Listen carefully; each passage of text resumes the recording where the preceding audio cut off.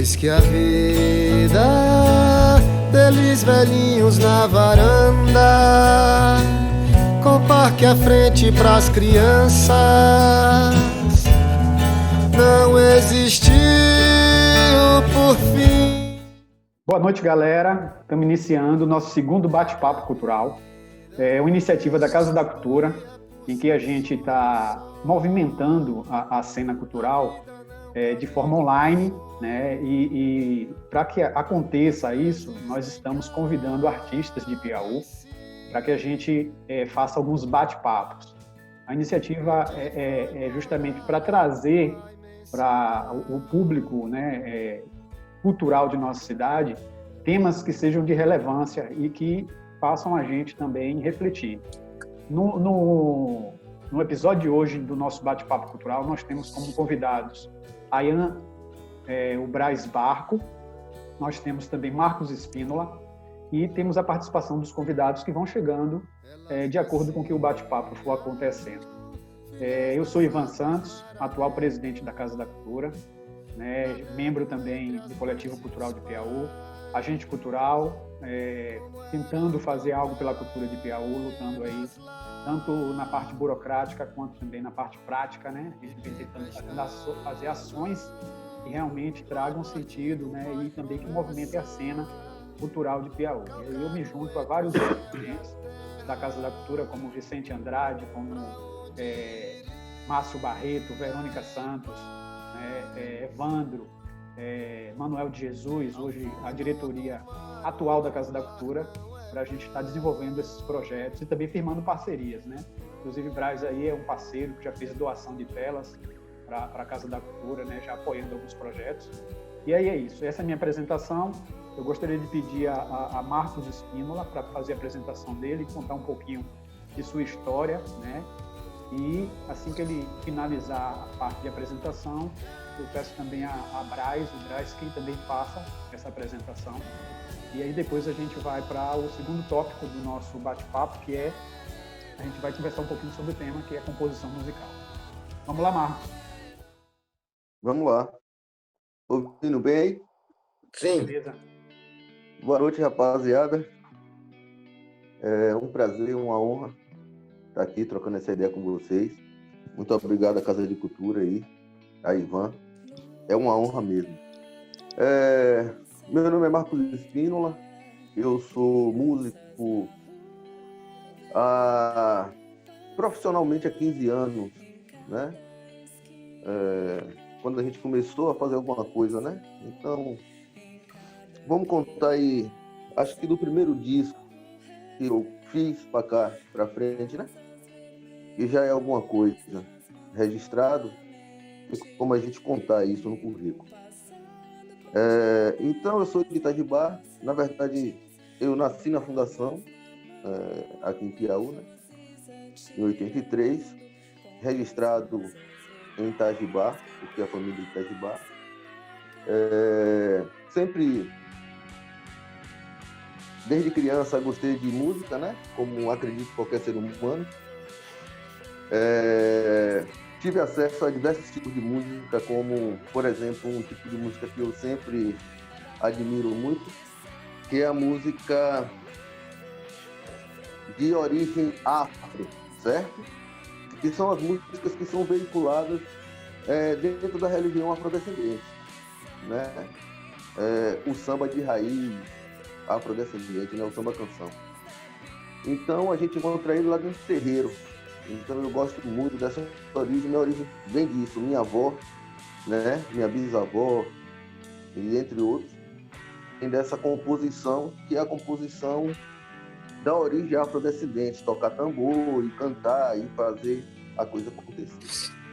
Então, na verdade, desde moleque eu sempre tive a vontade de ser, mas só a partir de uma idade mais ou menos de 16 anos que eu tive a oportunidade de ter um violão e começar a fazer alguma coisa. Comecei a fazer um som em Itajibá com a galera. Montamos um projeto chamado Zé Cabeça Doida, mais ou menos em 2004. Grande banda. Fomos até 2008. Então foi mais ou menos entre o período de 2004 a 2008, o Zé Cabeça Doida. né, foi onde eu tive aí uma grande experiência pensando em música, né? Foi onde eu consegui... Márcio, tu era cabeludo, né? Não. Era cabeludo, mas tipo Black, né? Black Power. Ainda não tinha amarrado, não. Foi amarrado bem depois. Foi depois. Então, era bem interessante, né? Porque a gente tem aqui o acesso. Então, comecei tocando uma música um pouco diferente para o que seria a música convencional tocada na região. Porque na região nós estaríamos propício a fazer um forró, a fazer um shot ou outras coisas desse tipo, né? Uma rocha ou qualquer coisa, e a gente buscou uma vertente mais rock and roll. Né? Também porque a gente já ouvia uma coisa mais rock and roll, né? Tipo Charlie Brown, Planet Hemp, o Raimundo, um Nirvana, um Black Sabbath, um Deep Purple, né? E que também já ouviu Maria Bethânia e também já conseguiu ouvir um Gal Costa, né? E aí ouviu um Elis Regina. Então tinha uma mistura ali, muito do rock and roll nas coisas. Aí, em 2008, mais ou menos, eu gravei o disco aqui em Piauí com o Clóvis, no Estúdio A, né? Foi um disco com 15 músicas do Zé Cabeça Doida, onde nós fizemos composições, na maior parte, engajada. O que seria a composição engajada?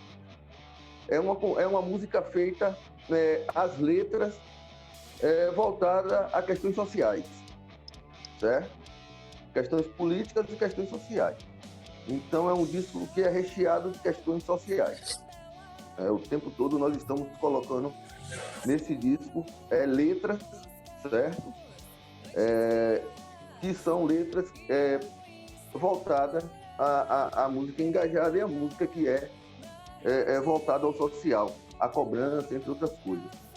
Que também é uma vertente da música. Em 2008, aí em 2009 eu fui embora para São Paulo, resolvi estudar música. Então fui cursar um conservatório chamado MT, que é a Escola de Música e Tecnologia.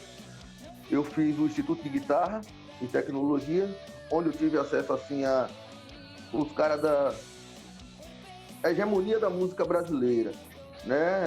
Porra, velho, aí eu tive a oportunidade de conhecer Faísca, que foi o cara que, porra, gravou com Rita Lee, gravou com Zé de Camargo e Luciano, gravou com o Chitãozinho Chororó, por exemplo, solo de Evidências, né?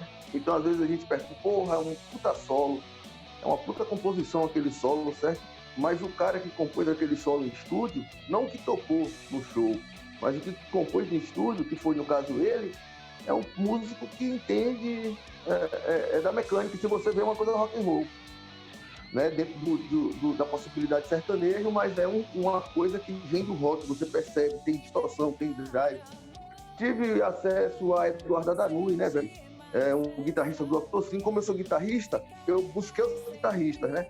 Tive acesso a Michel Leme, tive acesso a Djalma Lima, tive acesso ao meu professor, que foi um grande mestre, esse cara aí, para mim, é o mais importante de todos eles, que foi o Wilson Ramos, o primo, que foi o cara que me estabeleceu todos os meios de como eu fazer, né? Foi aquele professor que realmente fez a diferença de todos para mim, porque me guiou. E foi o cara que falava assim, Marcão, daqui, porra, é faculdade, não precisa fazer mais esses não, ó, faculdade aqui, ó. Você termina esse, pode ir para a faculdade de boa. Porque ele observava que eu era o cara na turma, ele falava, porra, Marcão, você escreve tudo, você marca tudo. Por que eu escrevia tudo? Por que eu marcava tudo? Porque eu também queria ser professor, eu também queria passar o conhecimento, então uma forma é a gente poder apontar no nosso próprio material, para quando a gente for ensinar, né, a gente pega, eu acredito, espelha naquele professor que a gente mais gostou e a gente vai fazer aquele trabalho. Então era esse o grande lance. Aí fui para a faculdade. Eu fiquei um leque trabalhando, né? Um leque que foi o leque de 2008 a 2014. Eu dando aula na Escola de Música em São Paulo. Como professor de guitarra, harmonia, improvisação, composição musical e diversas outras coisas, assim. Às vezes precisava cobrir um professor de piano, às vezes precisava cobrir um professor de bateria ali, a gente cobria, né? Mesmo sem ser, mas a teoria, a técnica, a gente acaba entendo porque o manejo com a música acaba trazendo isso pra gente. Isso com qualquer pessoa que trabalha com música. Ele começa a ter essa sacada, ele mais ou menos já saca como que ele quer a bateria, ele já saca mais ou menos como que ele quer o baixo. Então, você também consegue depois, como professor, pegar para passar isso para um aluno, né? Mesmo que, porque você tem essa sacada. Então, você consegue mostrar, você consegue tirar de ouvido ali rapidinho, na aula mesmo, e já passa pro cara, e o cara, porra, professor, né? Entre outras situações. Aí, em 2014, eu entrei para a faculdade. 2014. E aí foi onde, pum, quebra de paradigma, né? Pancada na cabeça. Pá, pá, pá, pá. Por que quebra de paradigma e pancada na cabeça?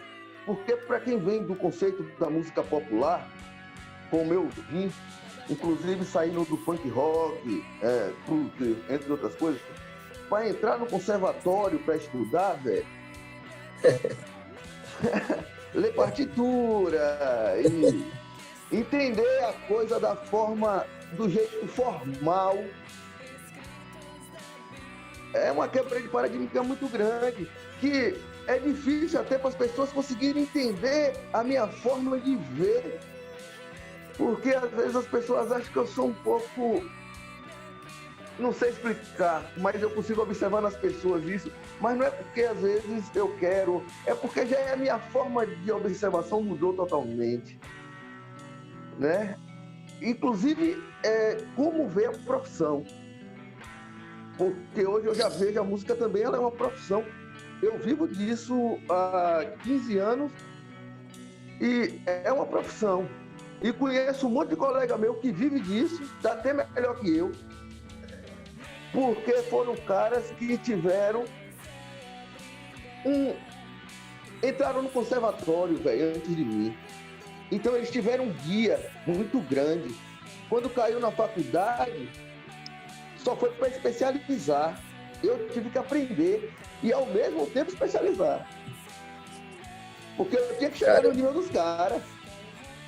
O cara, por exemplo, o professor sentava lá, eu vou tocar essa música aqui, tá em dó maior, certo? Vocês vão escrever na partitura, no final da aula eu quero. Então a gente sentava lá com a partitura na mão, ele começava a tocar música no piano e a gente tinha que escrever o que ele estava tocando. Né? E aí os caras escreviam e eu não sabia nem pra onde ir, né, velho? Ficava, puxa, velho, como que faz isso?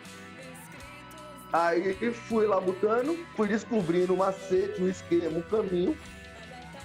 Claro, os caras que entraram na faculdade, que vieram já desse processo, quando termina a faculdade, estão anos-luz à minha frente.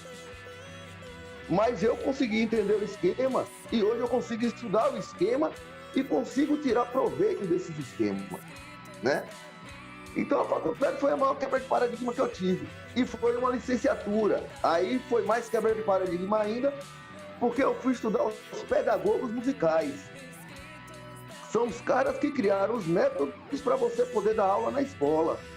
Para que você faça com que a criança que não é musicista toque, sem ser musicista. Como que eu pego uma criança, 20 alunos, em uma sala de aula, e todo mundo no final consegue tocar xilofone ou flauta, ou qualquer instrumento que seja? Eu tenho que ter uma técnica para fazer com que todo mundo chegue, certo? Alguns eu vou ter que dar mais atenção, então eu tive que estudar todos esses pedagogos. Então isso acrescentou muita coisa. E aí teve uma coisa legal que eu não conhecia: projetos. Aí eu fui descobrir a Lei Rouanet, aí eu fui descobrir o ProArte, aí eu fui descobrir o SESI, aí eu fui descobrir os projetos culturais da Caixa Econômica, do Banco do Brasil, do Itaú, que são possibilidades da gente que é artista e músico trabalhar. Porque se a gente faz o projeto engajado, direitinho, bonitinho, e consegue ser contemplado, a gente consegue trabalhar. né? Fazendo shows, ou apresentações de teatro, ou concertos educativos para crianças em escola, entre outras coisas, né? E também descobri como puxar recursos da instituição privada para angariar estudos tipo aulas de violão para criança de um determinado bairro. Então, tudo isso foi muito importante. E aí eu fiz uma pós-graduação que é uma pós-graduação em música popular, né?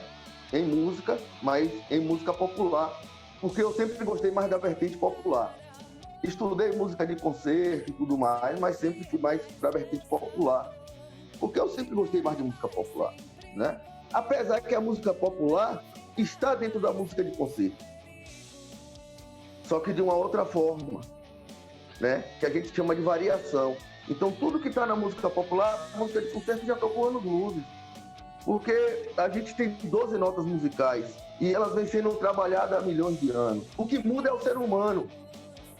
Aí é um cara, eu sou outro. Na hora que eu vou cantar, sai de um jeito. Na hora que o outro cara vai cantar, sai de outro. Mas as melodias em si já foram todas praticamente embutidas, né? Muda o meu sentimento, o sentimento do outro, outras coisas assim. Mas tudo isso foi o que me fez formar o músico que eu sou hoje, as opiniões que eu tenho hoje, e tentar quebrar um paradigma, que são 2 paradigmas hoje que eu tenho que quebrar. Na sociedade, no caso, na sociedade brasileira, porque eu participo de um grupo chamado Grupo de Pesquisas de Composição, que é o Grupo ECO, que é um grupo formado por um professor meu, que a gente tenta, daqui mais alguns anos, fazer com que o compositor venha a ser uma profissão. Então, você vai contratar o compositor para fazer a obra do seu disco, ou para fazer a peça, ou para compor, o que for. Mas a gente quer fazer com que o compositor seja uma profissão. E o outro paradigma também que a gente está tentando quebrar, que é também difícil, é fazer com que o músico seja enxergado como profissão. Profissão digna, que dê dignidade ao cara de sobreviver. Não só na grande cidade. Na grande cidade é fácil. Tem milhares de incentivos. E quando a gente vem para o interior, que a gente necessita da prefeitura, que a gente necessita do próximo, que a gente precisa... Poxa, aí muda tudo. Aí fica muito mais difícil. As pessoas não acreditam na arte, não acreditam na música. Acha que, como muitas pessoas têm por aí, que música é coisa de malandro, de vagabundo, como... A gente sabe que existe esse pensamento. O cara vai beber, o cara vai fumar, o cara... E não encara que é uma profissão. Que o cara tira o sustento dali para pagar as contas de casa, ele tem a família. Raul Seixas podia ser o louco que foi, mas o dinheiro dele saía daquilo ali. Entre outros. Assim como eu tenho amigos, é como eu falo, você não precisa ganhar, velho, o que Raul Seixas ganhou, nem o que Ivete Sangalo ganha.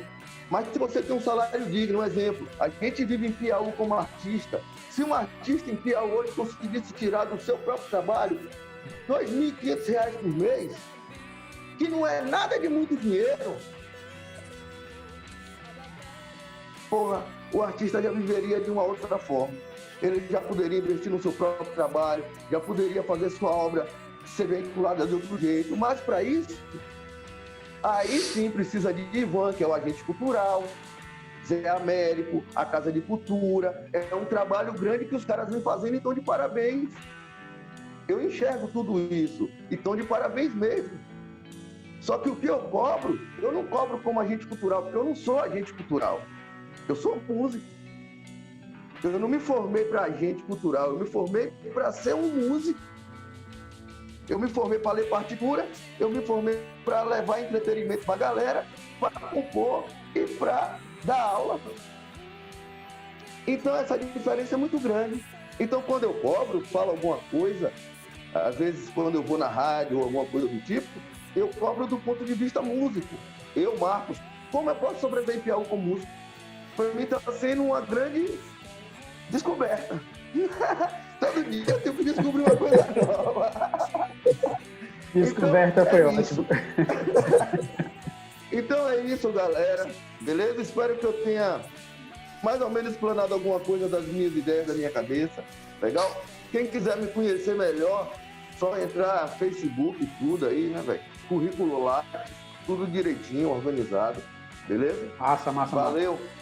É isso aí. Eu não sei, eu acho que o sentimento de Ayan foi o mesmo que o meu. A gente fica se segurando para não dar um palpite ou fazer um comentáriozinho, porque vários momentos que você falou, a vontade que dava era de intervir, botar minha opinião ali, falar o que é que eu achava, mas eu me segurei. Agora é a hora. Não, a gente vai chegar nesse O sentimento é muito parecido, né? Como a gente se envolve com os temas que são parecidos, o sentimento também é muito parecido, né? Então é meio que inevitável não haver uma identificação entre nós. Sim, né? uma energia, claro. Mas agora eu vou dar o espaço para Ayan, para ele contar também um pouquinho da história dele, né? E aí eu e Marcos, a gente vai se segurar e deixar a Ayan falar. Depois a gente faz as intervenções. Valeu. Eu até treinei, pô. Pronto. Vai lá, Ayan, jogue duro. Tá bom, então. Bom, meu nome é Ayan Braz Barco, eu sou nascido em Salvador, mas me construí como ser humano que sou aqui na cidade de Piauí, né? Na tão alardeada, conhecida terra de insanos. A cidade por onde eu passei, e as pessoas, é impressionante como conhecem Piauí, elas sempre me perguntavam sobre por que cargas d'água é que a cidade de Piauí é muito especial, né? Era terra de insanos. Então eu sempre dizia que tem uma particularidade assim, espiritual, imagética na cidade, que é o fato dela ser uma encruzilhada, só que uma encruzilhada cortada por 2 rios. O que uma amiga minha do candomblé dizia que aqui até Exu fica tonto, né? É uma encruzilhada cortada por 2 rios e que faz com que qualquer pessoa que aqui apareça, que aqui nos visite, que venha, ela desperte em si próprio algo que até então ela não tinha feito contato, faz com que ela comece a pensar de uma maneira diferente. Eu vou considerar 2 aspectos da minha vida nesse momento aqui de apresentação. Foram dois elementos que eu considero centrais porque me marcaram, me nortearam até hoje e que são praticamente um alicerce, né? Um duplo alicerce que tenho para as coisas que faço hoje. Que está atrelado a minha avó e meu avô. A minha avó me ensinou, assim, eu trabalho tanto com música, como com artes plásticas, com trilha sonora para cinema, com pinturas, já atuei em alguns filmes, enfim, todos esses setores da arte, eu, de alguma maneira, eu estou envolvido com eles, porque como isso está atrelado também à sobrevivência financeira, ficar restrito apenas a um deles é extremamente difícil, né? É quase que impossível. Então, com relação à minha avó, por exemplo, a minha avó foi a responsável por me ensinar os desenhos que faço, e esses desenhos até quando eu voltei nos idos lá de 97, durante a universidade, onde cursei filosofia, eu voltei a trabalhar com os desenhos, eu comecei a trabalhar com os desenhos, se converteu numa técnica chamada filisminogravura, até, que era a junção de gravura com o nome de minha avó, que aqui era conhecido como Mariquinha, mas o nome dela de batismo era Filismina. E a minha avó materna, foi ela que me ensinou os primeiros rabiscos, né, os primeiros traços, os primeiros desenhos. E ela só fez isso não porque era um artista nata ou queria iniciar o neto num caminho da arte, mas era para que eu parasse de bagunçar a casa dela, né? Os meus pais trabalhavam durante o dia e eu ficava com ela à tarde boa parte do dia. E eu bagunçava demais. E ela todo o tempo tinha que estar atrás de mim, interrompendo o trabalho dela, que era fazer flores artesanais. E ela percebeu que eu só parava de bagunçar para assistir uns filmes de cowboy e de índio que passavam toda tarde na televisão.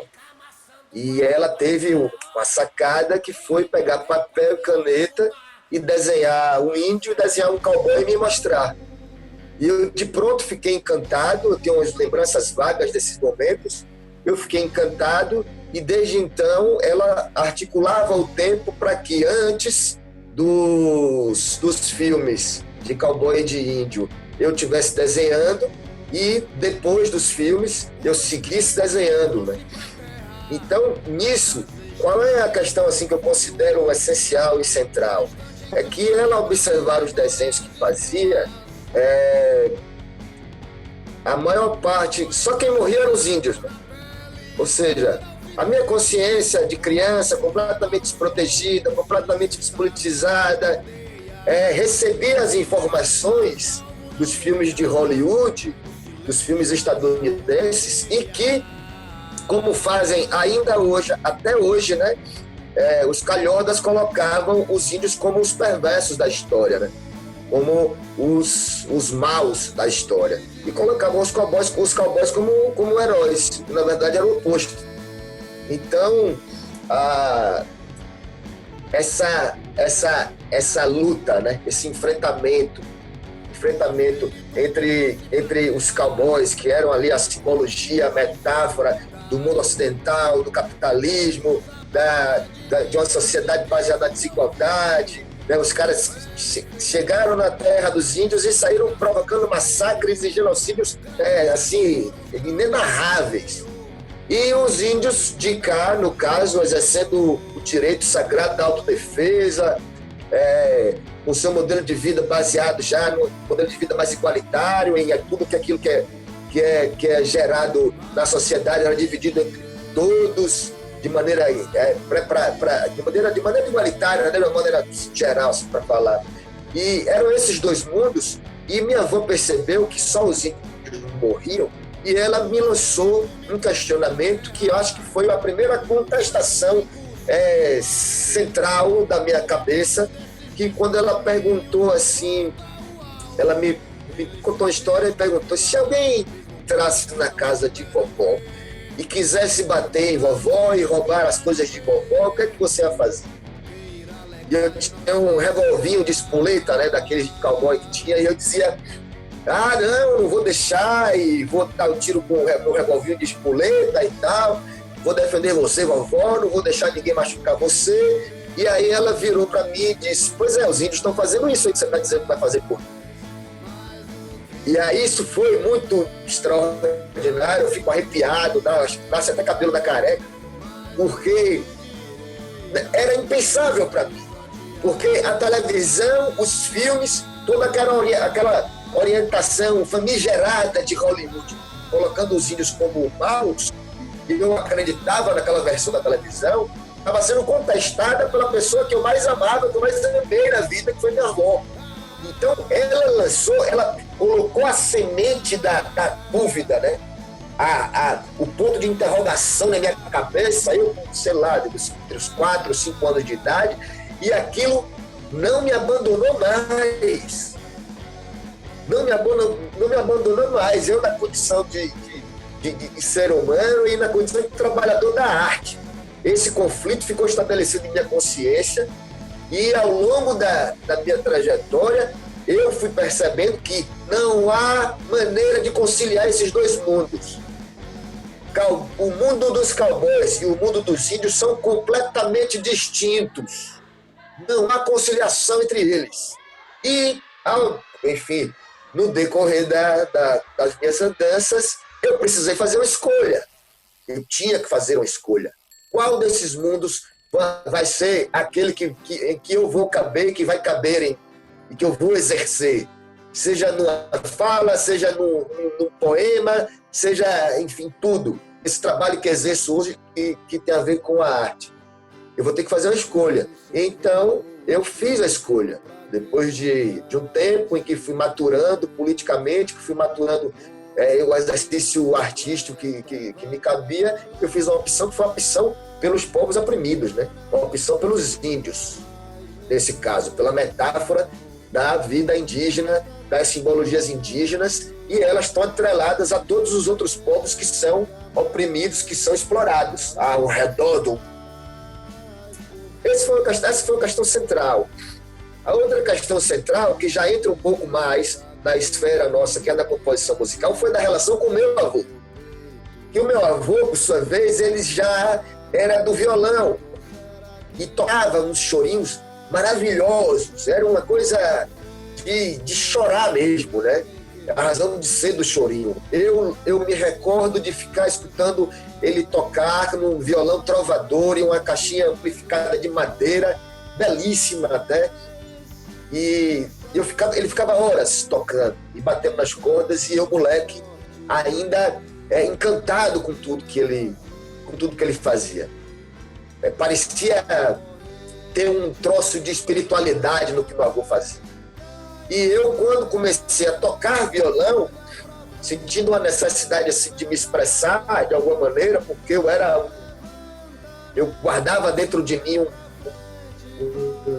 um mar com vulcões ao mesmo tempo, ficava o mar e o magma ao mesmo tempo em ebulição, naquela relação maluca ali por dentro, e eu tinha a necessidade de me expressar muito forte, muito intensa, precisava me expressar. E a arte foi esse caminho. Portanto, com meu avô, eu comecei a tocar violão e eu queria ter, de alguma maneira, o reconhecimento dele. E acho que o único reconhecimento que eu quis na vida, assim, acho que foi do meu avô mesmo, com relação ao violão. E eu não consegui isso, porque eu chegava para ele e tocava punk rock, que foram as primeiras músicas que eu comecei a aprender, né? Eu comecei a ensaiar possíveis composições. E eu mostrava para ele, ele ficava rindo, né? E num dado momento eu perguntei como é que estava a minha evolução. E ele disse: você não está evoluindo para lugar nenhum. E você precisa fazer um pacto. E aí eu, conhecendo a história do blues, por exemplo, havia a lenda do tal pacto com o diabo que o Robert Johnson, o lendário Robert Johnson, fez. E eu, caramba, vou fazer um pacto com o diabo? Você é doido? Eu já, nessa época eu era ateu, mas essa ideia não podia ter correspondência comigo, né? E eu perguntei para ele: o pacto com o diabo, não? Ele falou: não, rapaz, isso aí é para coisa... Isso é pra gente que não tem o que fazer. Que negócio de pacto com o diabo? Tem que fazer o pacto com o gongolô. Aí eu falei: ué, que diacho é gongolô, meu avô? Ele: não, aqueles bichinhos que tem um bocado de perna, quando você encosta nele, ele vira aquele sinal do infinito, né? Ele se enrola todo. Você tem que encontrar esse gongolô em alguma encruzilhada, ou pelo menos em alguma estrada de chão, e você tem que fazer o seguinte: você tem que colocar as duas mãos no caminho do gongolô. E aí o que acontece? Se ele morder, ou se ele contornar suas mãos, já era para você. Nunca vai aprender a tocar violão, nunca vai aprender a fazer música. Já era. E eu falei: caramba, velho, sério? Aí ele ou esse pacto com o violão, ou o pacto com os violeiros daqui de Piauí já falecidos. E eu lembro dele mencionando, salvo engano, era Tavinho, disse que era o mais endiabrado violeiro que tinha aqui em Piauí. Então eu teria que ir para um cemitério, enfiar a mão na cova de Tavinho, e Tavinho tinha que puxar meus dedos para estralar. E aí, com os dedos estralados, eu ia poder, enfim, tocar violão. Bom, no cemitério, enfiar a mão na cova de Tavinho, quem foi Coelho, eu que não fui. E os anos se passaram e eu fiquei muito angustiado porque eu não conseguia encontrar o diacho do gongolô, né? E eu falei: caramba, velho, e agora? Como é mais... Eu estava tocando, eu sentia que estava fazendo... que estava conseguindo bater nas cordas, que estava conseguindo fazer solo, mas para o meu avô não fazia sentido isso, não está evoluindo, não está estancado no mesmo lugar. E, enfim, em resumo da história, eu consegui encontrar esse gongolô logo aqui perto da casa da minha mãe, no centro espírita, que era na encruzilhada, e quem viu foi uma mulher que amava a época, ela que encontrou e apontou para mim e disse para ela, conhecia a história e falou, faz. E eu estava um pouco receoso, mas decidi fazer um gongolô gigantesco. Eu coloquei as duas mãos, o danado passou pela direita, passou pela esquerda, passou por cima. E aí foi uma alegria da porra, eu pulei, caramba, abracei ela, beijei, a gente saiu pra noite e tal. No dia seguinte eu corro pra casa do meu avô. Meu avô fez um pacto com o gongolô. Ele falou, mentira. Falei, fiz, tem anos isso aí, mas eu consegui fazer, fiz ontem. Aí ele falou, foi muito bem, meu neto. Então é o seguinte, agora que você fez o pacto com o gongolô, você tem que entender o seguinte, o violão, ele vai expressar aquilo que está dentro de você. Tocar violão não é só bater nas cordas. Tocar violão não é só por nota. Não é só fazer solo. Não se trata disso. O violão é o seguinte, o violão, e bateu na madeira, assim, no trovador dele, né? O violão tem que ser o seu corpo. E aquilo que sai dele tem que ser a sua alma, tem que ser o seu espírito. Toda vez que você colocar um violão no colo, saiba disso. Você está se relacionando consigo próprio. Você está se relacionando com o seu corpo e com o seu espírito. Então, que o violão seja o seu corpo e o que sair dele, a musicalidade que sair dele, seja a sua alma. Enfim, diante desses dois elementos que se juntaram, eu posso dizer que hoje eu, Baiano Braz Barco, me defino como um trabalhador da arte. Eu não sei o que sou, não tenho resposta para essa pergunta existencial. Eu só tenho noção daquilo que faço. E talvez, num futuro próximo, a futuro eu possa dizer que sou aquilo que faço. Como trabalhador da arte, eu tenho esses dois alicerces, que foi a conversão política por parte da minha mãe, ou por parte da minha avó materna, e um encaminhamento dessa conversão política através das artes todas, ou seja, já publiquei livro, tem um livro de poemas chamado Causa Agradecido, através das exposições todas que faço, e através da música também. Então, o exercer artístico da minha parte está sempre atrelado a essa conversão política que minha avó me propôs.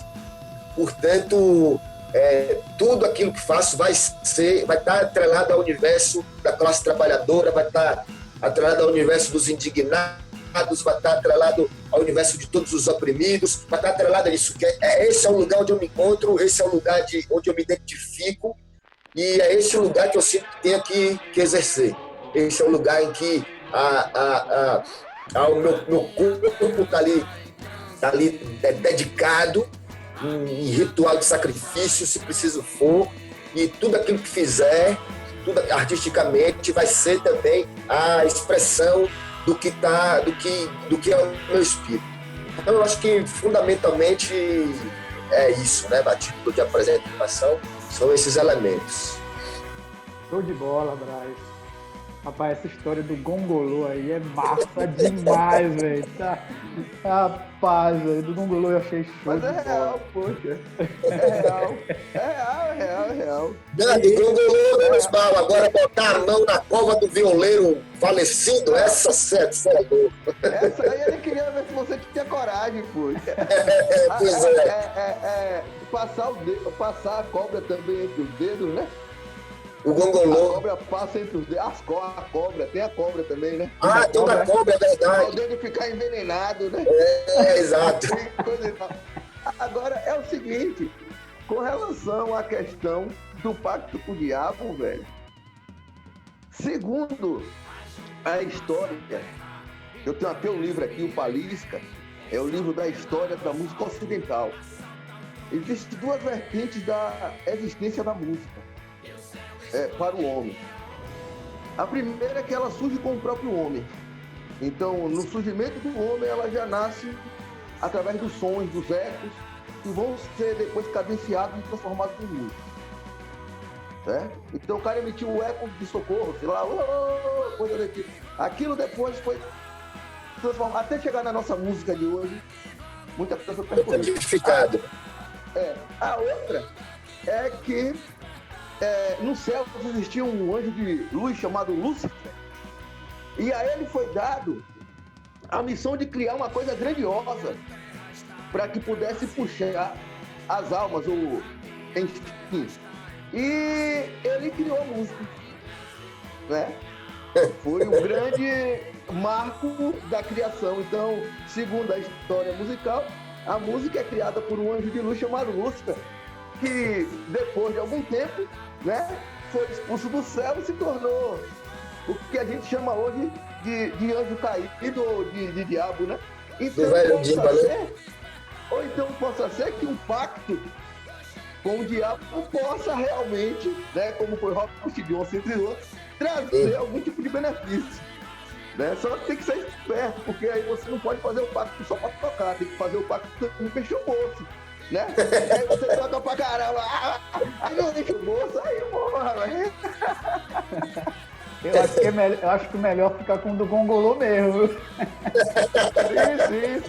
Sim. Mas aí, esse primeiro bloco a gente praticamente já está encerrando. Entrar um pouquinho no nosso tema, né? Nosso tema de composição musical. E aí, nessa dinâmica, aí eu vou passar agora para Marcos. Eu quero que você seja um pouco mais breve do que sua apresentação, para a gente controlar bem o tempo. E também o Braz também. E aí, depois que vocês falarem um pouquinho sobre como é essa questão da composição, e aí, assim, eu gostaria que vocês fossem menos técnicos, né, e trouxessem mais, assim, como é que é a composição musical para você? Como é que acontece a composição musical para você? Porque se a gente for ficar muito técnico, a gente acaba não atingindo um público que depois vai assistir esse vídeo e pode não entender. Então, eu quero pedir a vocês isso, que vocês sejam menos técnicos, mas que tenham um linguajar que traga realmente como acontece a questão da composição, porque é uma coisa muito individual. Então, eu quero saber de cada um como é que acontece. Cara, eu adorei isso, viu, velho? Eu adorei isso, porque o aspecto técnico mesmo, eu sou completamente analfabeto, então eu já vou ficar exatamente nisso que você pediu. Mais tranquilo. Agora a gente não vai abrir mão também da parte técnica, porque o Marcos, ele tem um conhecimento grande. Eu não tem por onde correr, velho. Não, o Marcão conhece, acho que o Marcão vai poder falar um pouco mais do elemento técnico, e ele tenta intercalar, né, com a experiência de composição. Mas eu quero que você seja 50% técnico e 50% numa linguagem que o Braz, que outros músicos a gente consiga acompanhar. Eu vou começar na linguagem popular. Valeu. Vou começar na linguagem popular. Agora, explicando como que eu construo minhas coisas. Ótimo. Beleza? Então, vamos lá. É o seguinte. Para mim, existe uma grande diferença entre composição musical e poesia. Beleza? Para mim, poesia já não está atrelada à composição musical. Tem nada a ver. Primeiro, composição. O que é a composição musical para mim, Marco Lipino? É a composição dos sons que vai compor a minha música. Então, o que é que eu componho quando eu vou fazer a minha música? Os sons. Eu estipulo, a guitarra vai ser assim, a voz vai ser assim, eu escrevo tudo ali na partitura do jeito que vai ser o som. Ouço toda a camada sonora, me agradou, é isso, eu vou partir para a segunda parte, que é fazer a poesia. Se aquela música for para pôr a poesia, se não, for uma música instrumental, ela vai ficar como uma música instrumental. Então, eu basicamente vou partir do processo técnico. O meu processo de composição é técnico. Também faço da forma não técnica, certo? Mas agora eu vou falar um pouquinho do técnico, depois eu falo da outra forma. Então, por exemplo, vou compor uma música, certo? Uma composição musical. Primeira coisa eu tenho que saber, vai ser com orquestra? Vai ser com quarteto de corda? Vai ser com uma banda sinfônica ou uma banda marcial? Vai ser com um grupo de vocal, de coral? Vai ser para um vocalista solo? Vai ser para um trompete? Vai ser para quê? Primeira coisa. Então o cara me entrega. Marcos, eu quero que você componha uma música para mim, para um quarteto de cordas. Beleza. Quais são os elementos que você quer que tenha nessa música ou na sua música? Ah, Marcos, eu queria que fosse uma música que lembrasse o outono, certo? Eu queria que tivesse ali o ar de outono. A pessoa que ouvir isso, remeter que ela está como se estivesse no mês do outono.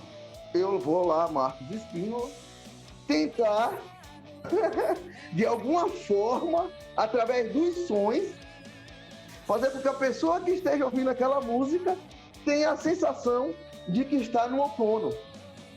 Então eu faço uma construção matemática para isso, né? Então eu calculo todas as notas que eu vou usar. Eu penso, por exemplo, qual tom que eu vou usar? A música vai ser em dó maior, em ré, em mi, em fá, né? Quando o artista chega na televisão, ele fala: toque em dó maior para mim, por favor, maestro. Toque em fá, né? Então eu já penso: vai ser, sei lá, vai ser em fá. Beleza. Aí eu vou pensar o quê? O motivo que eu vou usar. O que é o motivo? É a frase, certo? Como vai ser a frase? Vai ser pá, pá, pá, pá, pá, pá, pá, ou vai ser pá, pá, pá, pá, para, pá? Como vai ser a frase? Como vai ser o motivo da música?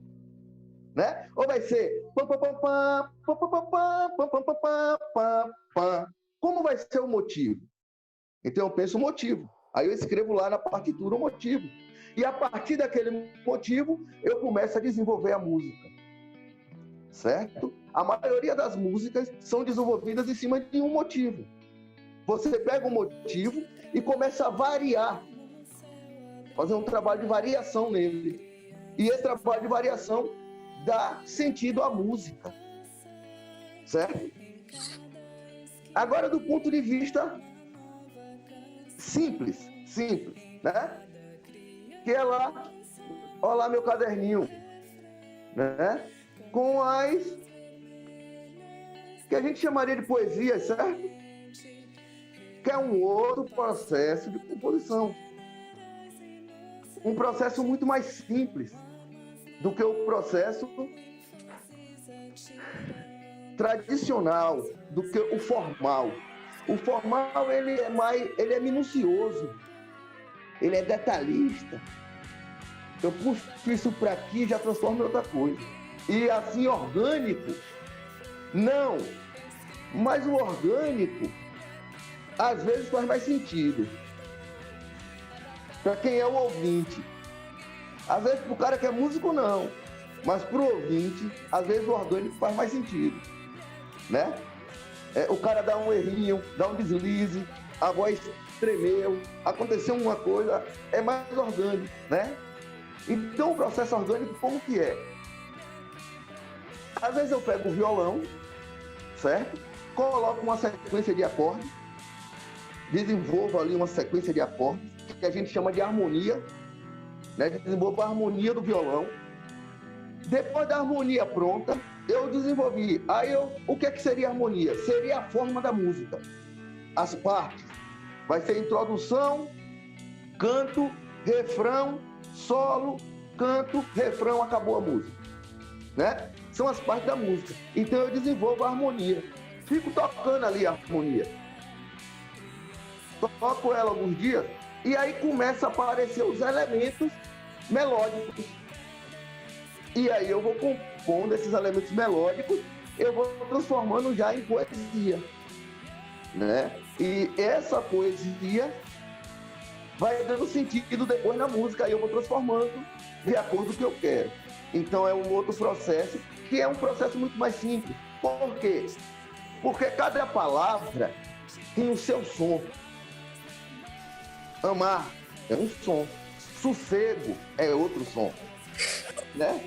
Esses sons, a gente consegue manipular eles e transformar em música, que é a forma que a maioria dos artistas que não são músicos formais fazem, que é uma forma interessantíssima de compor também.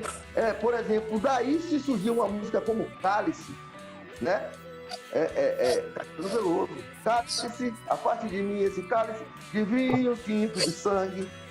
Uma canção que a gente estuda na faculdade, devido ao conteúdo, o como é elaborada. Entre outras, a gente estuda diversas outras, né? Luiz Gonzaga, tem várias.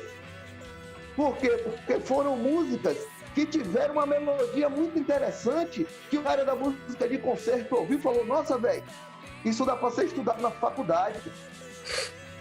Por exemplo, uma coisa que foi criada por a gente, baiano, a síncopa, né? Que é um elemento que atrasa a voz.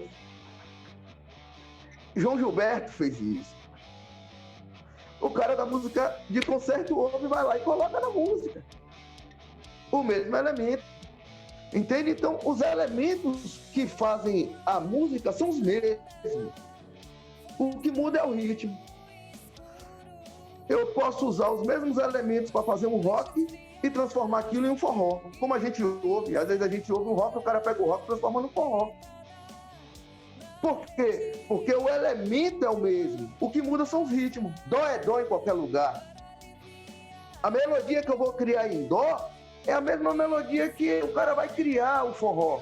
A diferença é que ele vai cantar mais swingado, mais mole, porque a coisa precisa ser mais moleável, e o rock vai cantar um pouco mais duro, um pouco mais dentro. Então, essas são os... Então, tudo isso eu presto atenção quando eu estou compondo. Aí tem um último processo, o arranjo, né? Que aí é o que faz a música ser boa ou ruim, na minha opinião. Aí onde você faz a sua música ser boa, ruim ou interessante. Que pra mim também é uma música legal. Aí pra mim é interessante, ainda é melhor que a boa. Porque é interessante aquela música que eu nunca ouvi. Quando eu ouço, eu falo, nossa, essa música é interessante. Mas eu não gostei muito dela. Mas é interessante, velho. E tem aquela música que você gosta de primeira. Porra, gostei dessa música. Essa música é porque você já ouviu ela antes de várias outras formas. Aí você está ouvindo uma releitura dela. Você gosta dela na hora. Porque seu ouvido capta isso. Às vezes o cara muda a letra. Muda uma notinha. Que a gente chama. Isso aí é a variação da música. Né? Eu tinha um professor que ele falava bem assim. Porra, velho, se tu ouvir o cara e tu fala assim, parece Nirvana. É Nirvana, porra. A diferença é que o cara variou, mas é Nirvana, não deixa de ser. Então, o cara que ouve muita música, ele consegue ter essa sacada, né? Outro dia eu conversando com um aluno meu, eu tava falando com ele. Eu consigo ouvir no rock, MPB, forró, todas as características que são parecidas. E todas as características que não são parecidas. Mas tem coisas, elementos ali dentro que são muito iguais. O que muda é como foi construído. Um foi construído para ter molejo, o outro foi construído para ser mais puro, o outro foi construído para ser mais melódico, o outro foi construído para emocionar, a nota demora mais. Por aí vai. Então, mais ou menos isso é o meu processo que eu penso a compor, né? Então eu ouço muita coisa, desde a música de concerto até a música popular, e vou tirando elementos para fazer o meu caldeirão. Só que existe técnica, por exemplo, isso aqui é um livrinho de composição, né? Tem todo o processo para ensinar uma pessoa a compor. E aqui também é um outro. Esse aqui é do século XVI. Palestrina. E esse aqui já é de um cara chamado Arnold Schoenberg.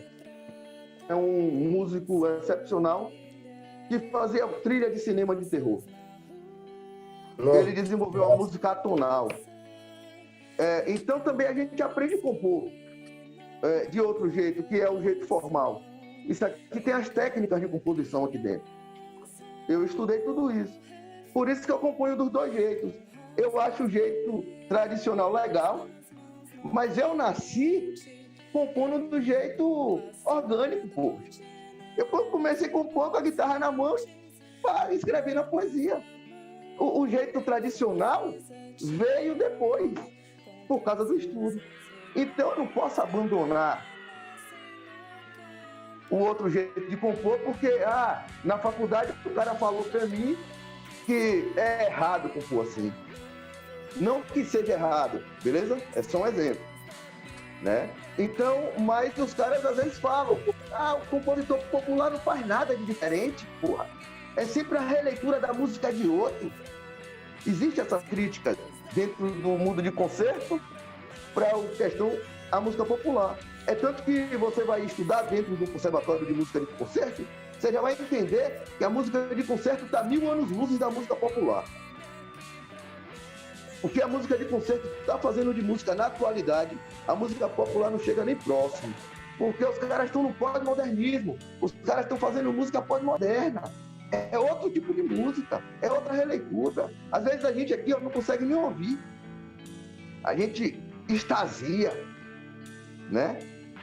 É isso que às vezes eles contradizem muito, né? E eles consomem, essas músicas são consumidas na Europa, no Brasil, por qualquer lugar.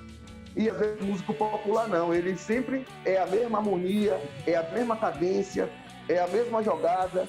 O sol vai pro ré, que vai pro dó, que volta pro ré, ou se tiver no dó, vai pro fá, um lá menor.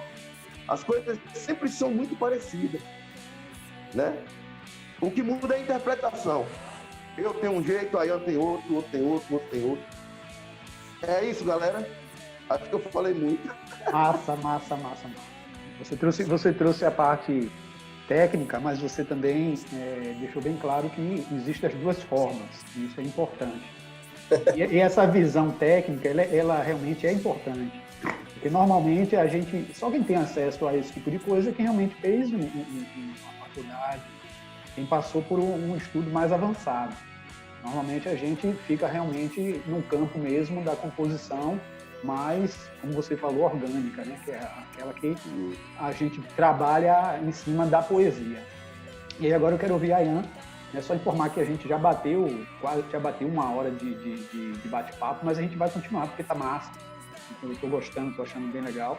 E aí eu queria que a Ayan passasse um pouquinho da experiência dele, né, com relação à composição agora. E aí depois que a Ayan finalizar, aí a gente abre para as perguntas.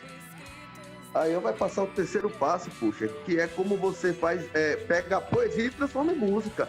É o que eu acho mais difícil. Ele faz, né? Pega a poesia e transforma em música.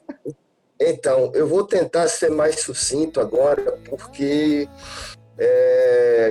antes da gente começar, eu tinha avisado pro Ivan que eu não estou bem de saúde, né? Eu estou tendo crises de rinite, de asma e tal, e junto com a pandemia fica mais tenso. E eu tinha tomado um medicamento mais cedo e eu costumo ficar zonzo, né? Ter umas vertigens assim, então eu tô bem, para conseguir desenvolver tá bem difícil aqui. Então eu vou tentar ser mais sucinto agora com relação à composição musical.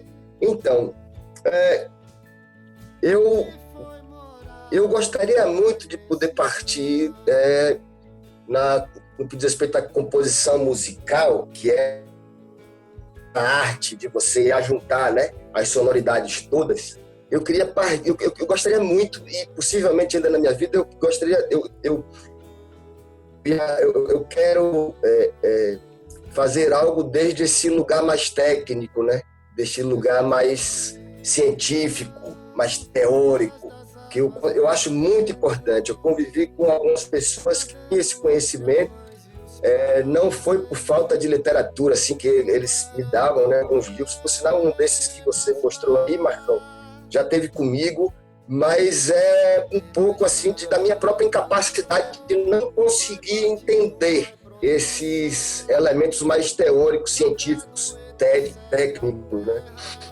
Eu tenho uma dificuldade gigantesca com isso, embora reconheça a importância e a necessidade de que tenhamos esse conhecimento, que, sobretudo, nós outros que trampamos com música, tenhamos acesso a isso, que ainda é restrito, né?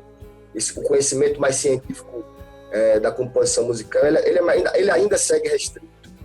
Então, que esse conhecimento pudesse ser amplificado de uma maneira que o encontro com a música mais orgânica, né, com a música mais instintiva, com a música que vem de um outro lugar, pudesse haver esse casamento entre esses dois elementos que eu não considero que tem que ser dissociados, que tem que ser apartados, né? Então, o lugar de onde parto para as composições musicais, como eu costumo dizer às vezes que eu internamente pareço ser esse mar junto com o magma, estou sempre em ebulição, é insuportável ser Ayaan Brás Barco. Eu não sei como é que eu me suporto, eu me aguento. Tanto que Ayaan é meu nome de batismo e eu precisei inventar o Brás e o Barco para me darem uma força, né? Para me ajudarem a ser eu e a poder exercer a arte. Então, assim, eu parto desse lugar, especificamente. Eu parto das minhas dores, eu parto das minhas tragédias, eu parto das minhas alegrias, eu parto dos desencontros.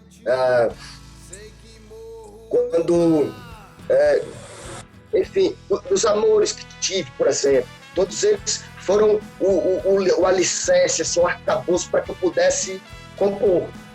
A musicalidade, todas as composições que fiz, acho que é bom dizer que, me parece que eu não disse, eu estou construindo uma trilogia chamada Nhamongapa de Abaetetubas, que é uma expressão em tupi, quer dizer Assembleia dos Gente Boa, que vão ter 3 discos, que é o Partiu Maimbanda, que já foi lançado em 2013, Natureza da Navegância em 2016, e o terceiro, que se chama Em Terra a Guerra, está sendo produzido, sendo gravado aos poucos.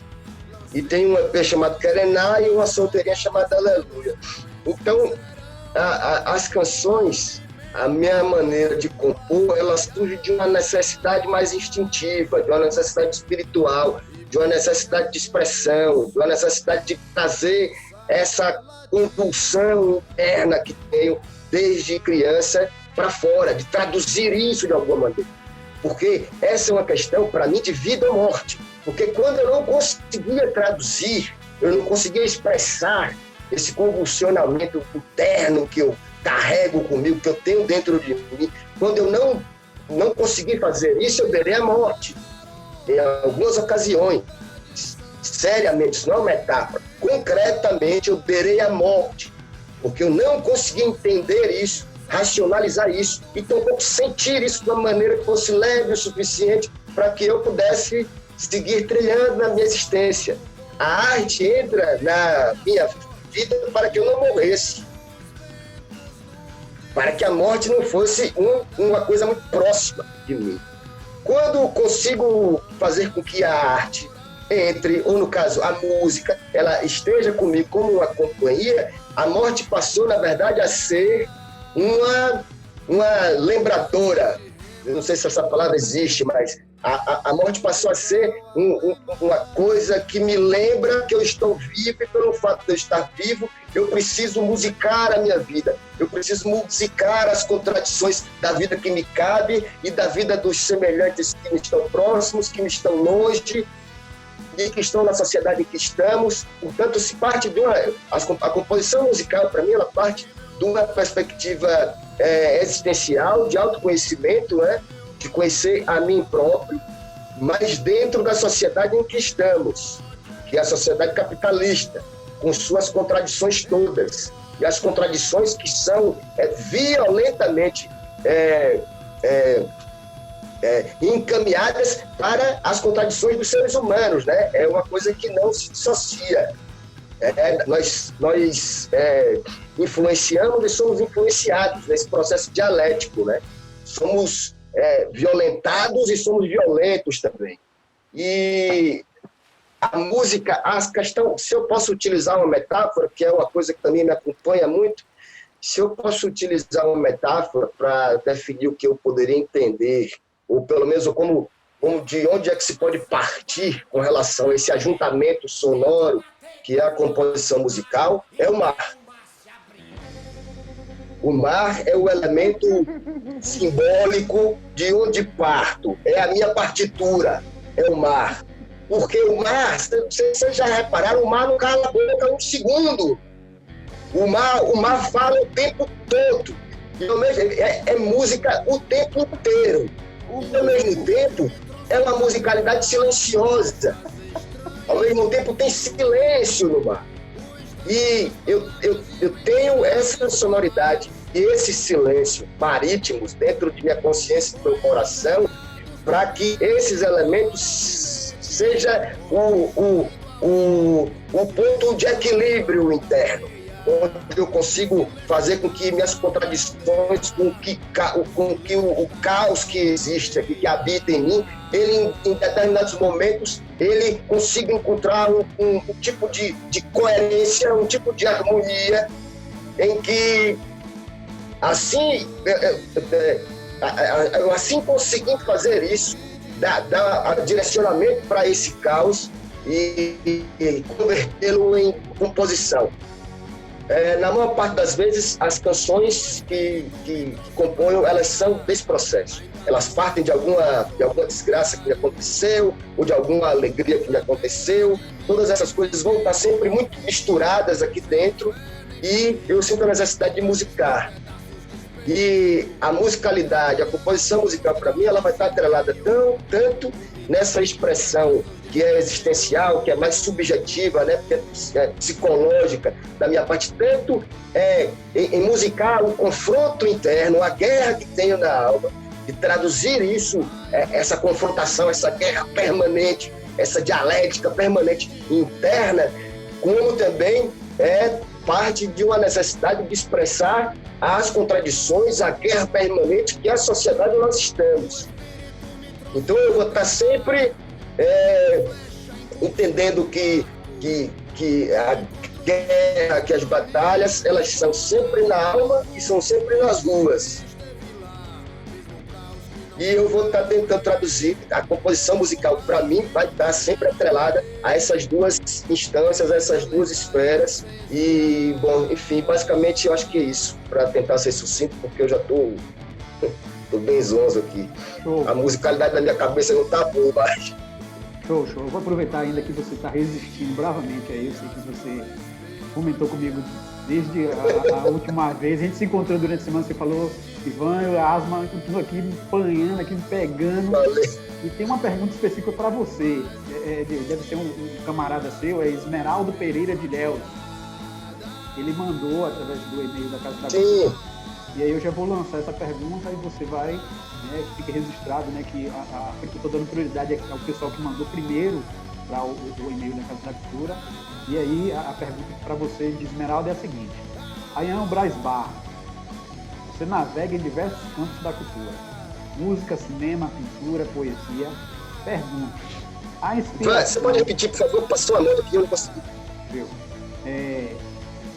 Ayan Braz Barra, você navega em diversos campos da cultura, música, cinema, pintura e poesia. Pergunta: a inspiração para uma serviria para outras ou surge com comandos diferenciados? Ou surge com comandos diferenciados. Tá.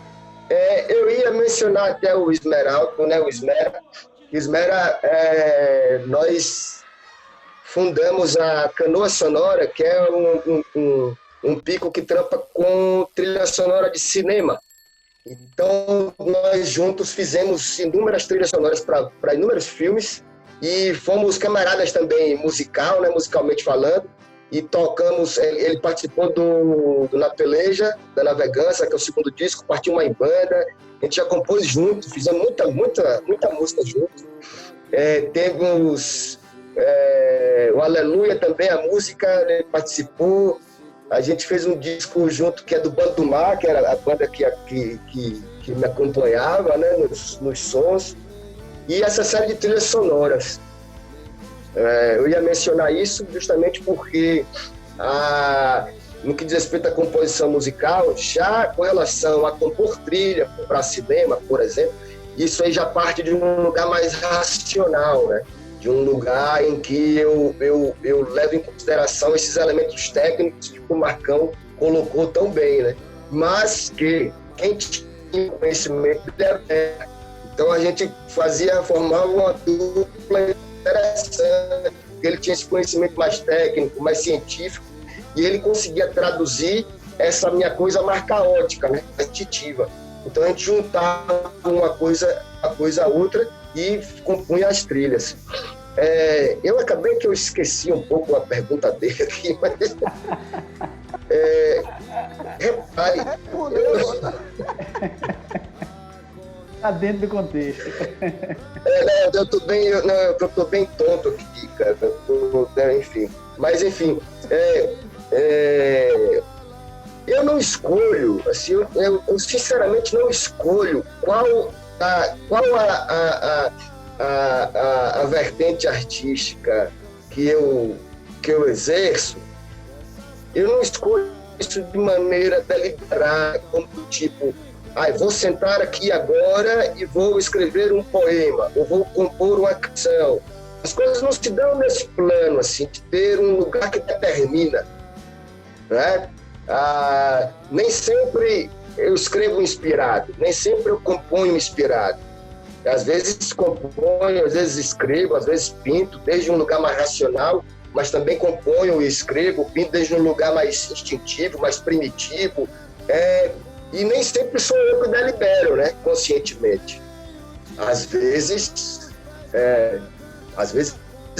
sei lá, uma lembrança de algo passado, alguma dor sua que você rememora, ou algo que acontece, até quando você bate um midinho na quina do sofá que dá aquela dor estonteante, até isso às vezes pode servir de motivação para fazer algo, né? Antigamente eu xingava, né, quando batia um midinho na quina do sofá. Hoje eu tento transformar isso em alguma manifestação artística, sobretudo se na hora der para correr, pegar uma tela e tinta, você jogar as tintas na tela, ainda sob a influência da dor do midinho batendo na quina do sofá. É extraordinário, é extraordinário. Eu costumo acordar de madrugada para correr, agora em casa, né, por conta da pandemia, e antes eu sempre faço um café. E, velho, a fumacinha do café, enquanto eu tô coando, dia desses que eu comprei um café extraordinário chamado Rude Café, o cheiro do café me fez não correr e pegar o violão e compor uma canção, né? Que eu até partilhei dia desses. Então não há um lugar específico. Os lugares, eles vão se encontrando. Às vezes eu delibero, às vezes não. Às vezes é uma pessoa que delibera. Às vezes sei lá, uma situação bem esdrúxula que delibera também. Mas tudo isso está dentro de uma musa, que é a revolução, que é o que norteia, assim, posso dizer que norteia tudo que faço.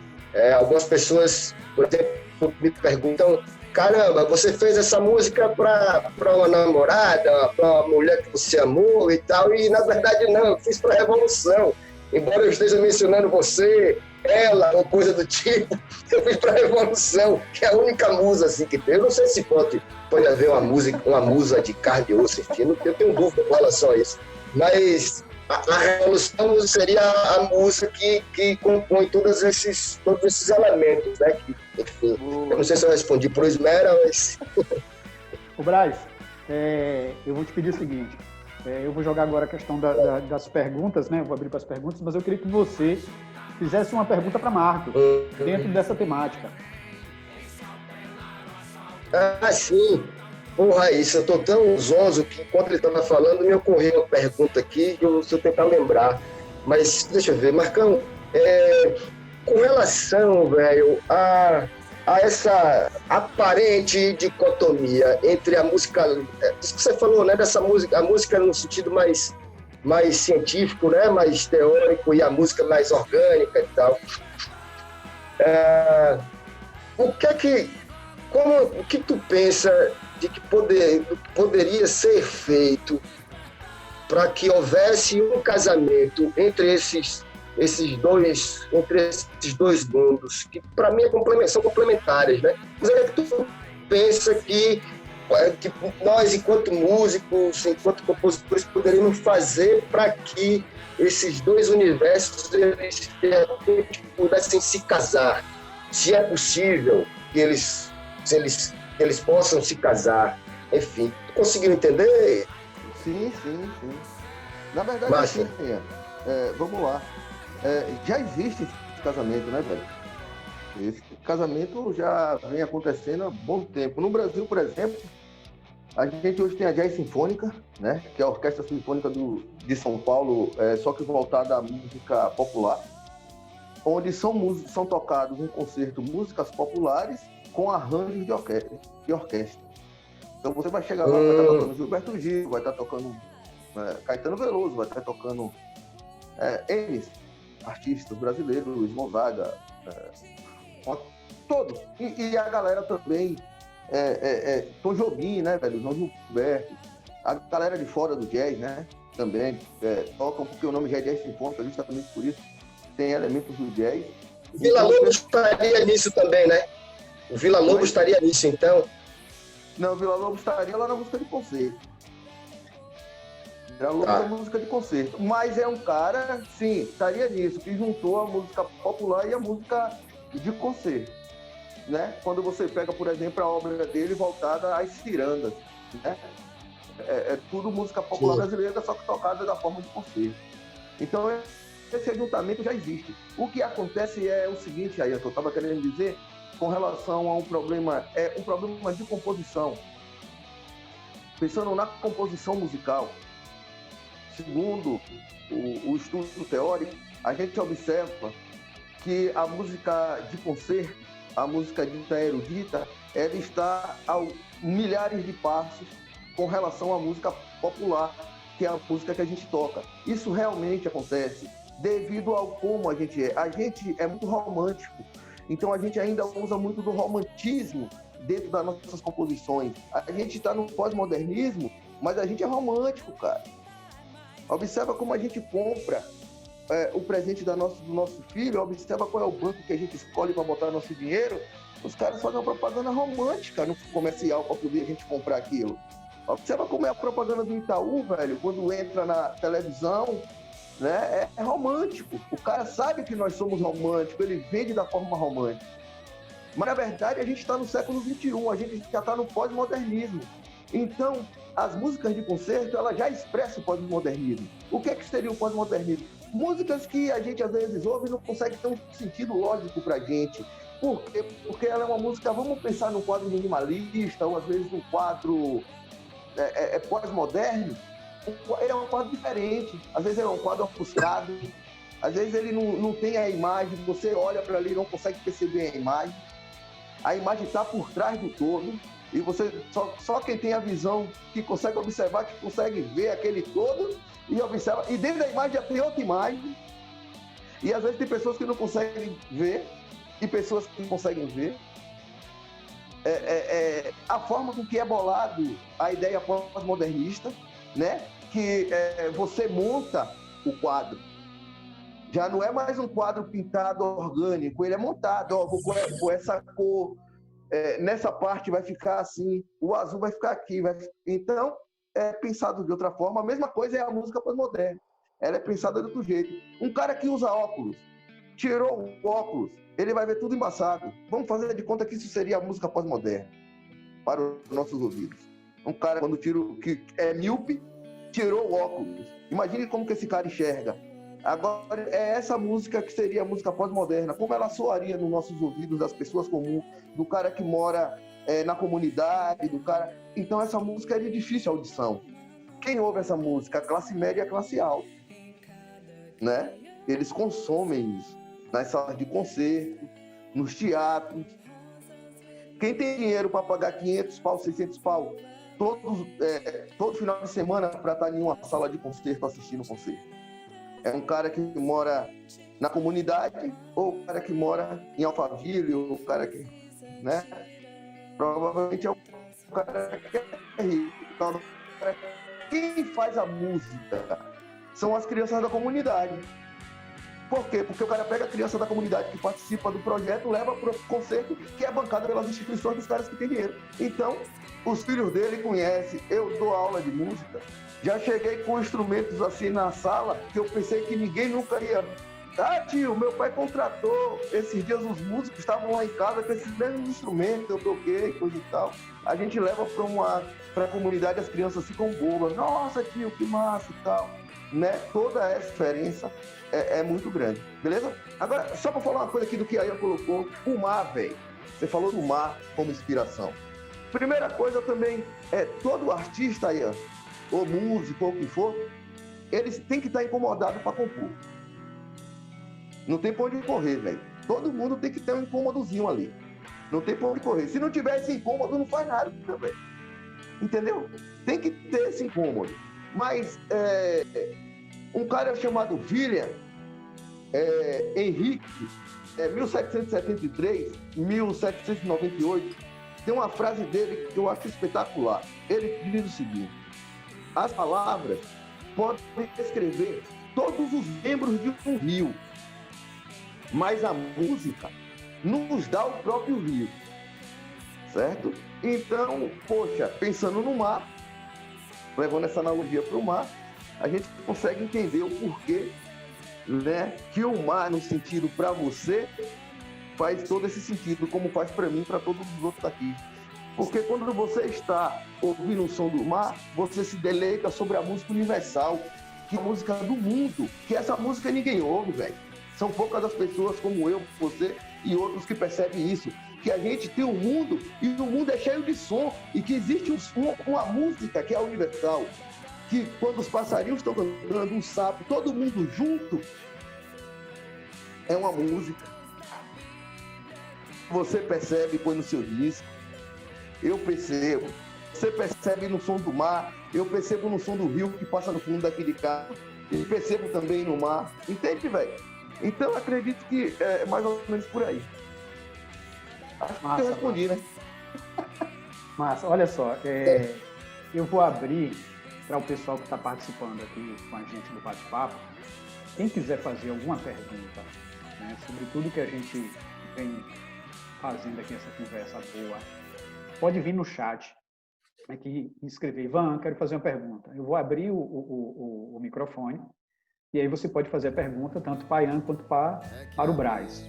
Né? Informar vocês que a gente já está, né, praticamente finalizando o nosso bate-papo cultural. A gente já estourou 30 minutos do horário que a gente tinha, né, programado.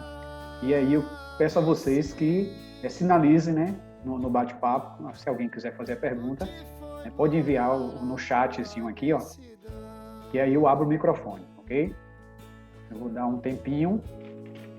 Se ninguém se pronunciar, a gente vai encerrar, né? Eu vou pedir só para os nossos convidados, né, falarem alguma coisa.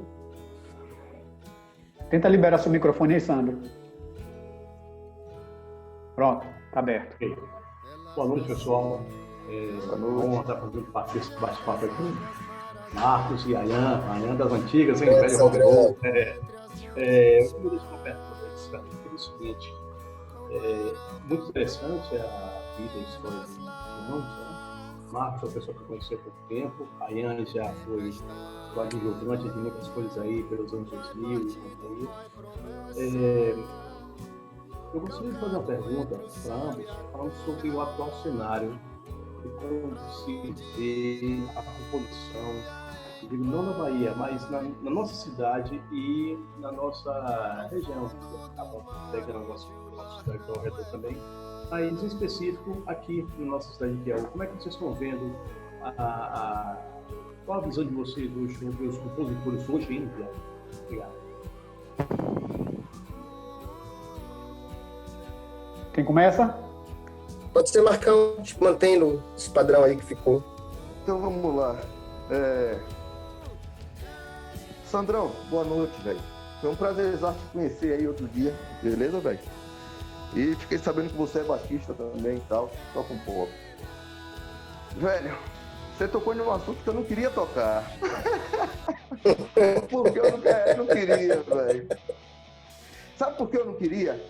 Porque quando eu toco nesse assunto, machuca muita gente, velho.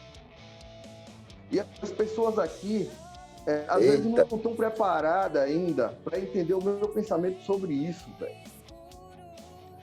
Eu já entendi a cabeça do pessoal de Piauí, mas a galera ainda não conseguiu entender a minha visão dessa parada aí, que você me perguntou. Que pra mim, Piauí, velho, eu tenho uma tristeza imensa com relação a isso. a toda a região. Não é só Piauí, não, a toda a Bahia, velho, em si. É uma tristeza imensa, velho, que eu tenho. Existe a cena, pensando no pop rock, no rock e tal, existe, mas é sofrido pra caramba. A gente sabe que a gente tem nossos brothers aí, a gente sabe como é. E a gente também passa por isso. Certo? Por exemplo, tocar 3 horas de relógio em um bar por 400, 500 conto é uma exploração. Beleza? Sério, isso é sério.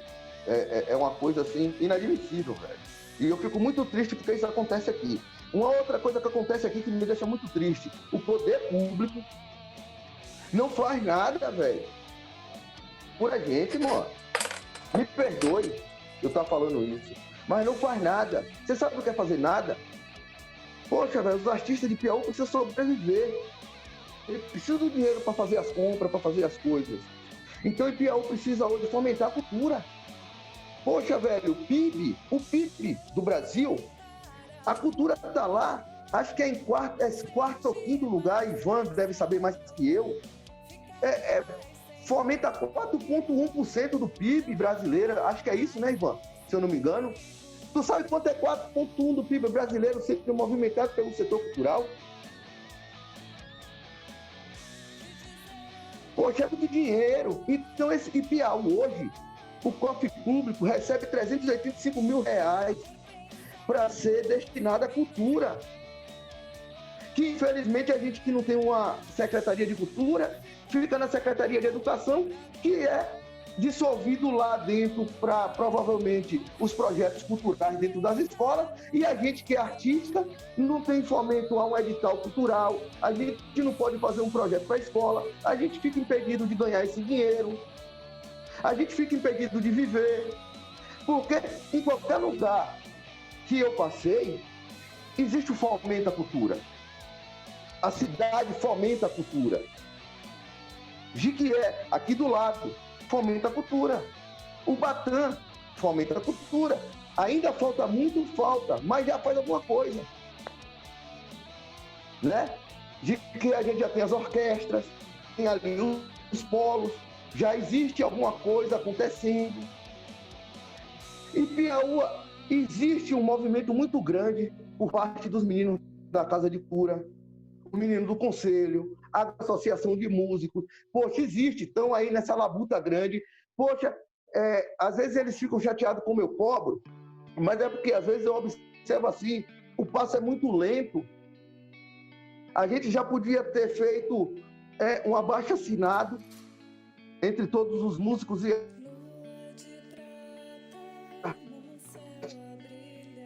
de Piauí, a gente já poderia ter ido, porque também, se a gente ficar parado só dependendo da máquina, a máquina não vai fazer nada por a gente. Mas se a gente mostrar que a gente é capaz e que a gente tem uma associação, ou a gente tem algum meio formal, está organizado para cobrar, a gente vai ter retorno. Por exemplo, no ano passado, a Associação dos Agentes Comunitários de Saúde foi a associação toda para a rua reivindicar melhoria de salário. E foram ouvidos. Por quê? Porque eles são uma organização formal. Então, eu acredito que tudo isso, a gente está aí nessa labuta, tentando, né? É porque eu, velho, não sou um agente cultural. Eu posso até vir a ser, né? Caso a sociedade precise de mais um agente cultural. Mas a Piauí tem agentes culturais maravilhosos. Ivan, Vicente, Verônica, Zé, entre vários outros, que estão por aí também fazendo o seu trabalho de agente. Eu sou um artista que apenas questiono o como viver de arte dentro da sociedade piauense e dentro da sociedade baiana. É tanto que em conversa com o Sandro outro dia, eu coloquei para ele, eu estou fazendo as músicas do nosso disco, mas não é para o público nem de Piauí e nem para o público da região de Piauí, que está aqui a nossa região. Por quê? Porque o consumo do tipo de música que a gente produz é muito baixo aqui. Então, o que é que eu estou fazendo? Eu estou produzindo e tentando mandar para fora. São Paulo, Rio de Janeiro, BH. lugares que o consumo é maior. Não que eu não vá fazer o trabalho aqui, vou, mas aqui a dificuldade é muito maior. Poxa, velho, se o cara que toca a rocha aqui passa dificuldade, velho, os caras que tocam forró aqui passam dificuldade, velho, os músicos de Piauí, nenhum vive de música. Eu tenho o Rock Ficha que vive de música. Eu, hoje, tem a Ian aí, que vive das várias artes dele, que eu conheço, né? Acho que DJ Kaká parece que vive também só de trampo de música. Pouquíssimos, então a maioria dos caras é assim, eu trabalho de dia no comércio, ou no que for, passei no concurso público, e de noite eu exerço a função de músico. Aí o músico continua se ferrando. Vai ter baixo salário, a concorrência vai ser desleal, a gente vai ter diversos problemas quando a gente for tocar, as bandas não vão ser valorizadas, a gente não vai ter dignidade. Então, isso é o meu ponto de vista. Inclusive, eu estou fazendo um projeto, né, pensando nisso. Como que a gente pode angariar fundos, verbas, para tentar, de alguma forma, ou através da Casa de Cultura, ou através da Associação dos Músicos, de alguma forma começar a fomentar a cultura de Piauí. Mostrar o Poder Legislativo e Público que música tem renda de dinheiro, que gera PIB para a sociedade e que isso gera impostos que vão ser pagos à prefeitura e que eles vão ter retorno sobre isso. Na Lei Rouanet, poxa, quando eu fiz a pesquisa há um tempão atrás, o que dava mais de retorno de volta à Lei Rouanet era a música. A cada R$1 investido em música, a Lei Rouanet pegava 50 de volta. Então, velho, a gente tem um mercado, existe o PIB, existe as coisas que são direcionadas para a gente, o que falta é a organização. Que aqui em Piauí eu encontrei uma certa dificuldade, porque eu achei que a galera é muito bipolar, desculpa eu falar assim, sabe?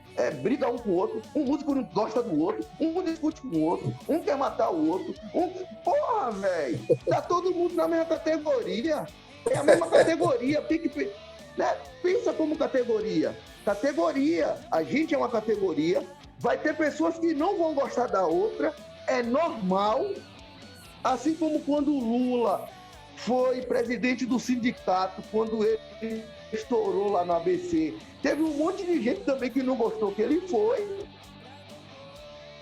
e é normal, só que a gente tem que juntar a categoria, porque se a gente não junta a categoria, a gente não tem força. E ainda em Piauí, aqui não tem que ser juntar só a categoria dos músicos, deveria ser a categoria dos artistas, para poder englobar todos, para a gente ter mais força ainda. Englobar o artesão, o pintor, o músico, o cara do teatro, né, que é o ator, a atriz, entre vários outros que a gente tem, o artesão, certo? O artista plástico. Então deveria ter uma junção dessa galera toda para poder... Aí você ia ver a gente ter força. Porque quando a gente fosse fazer algum tipo de cobrança, para um edital de fomento à cultura que fosse, através de uma baixa-assinada em Piauí hoje, com 400, 500 artistas assinando, mas a família é pressão popular, as coisas começam a acontecer. Infelizmente, no Brasil só acontece assim.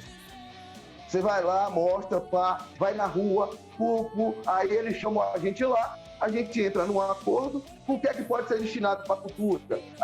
Já existe o Fundo de Cultura em Piauí, vamos destinar um valor X para o Fundo de Cultura, vamos trabalhar a cultura em Piauí da forma decente, vamos dar dignidade aos artistas de Piauí.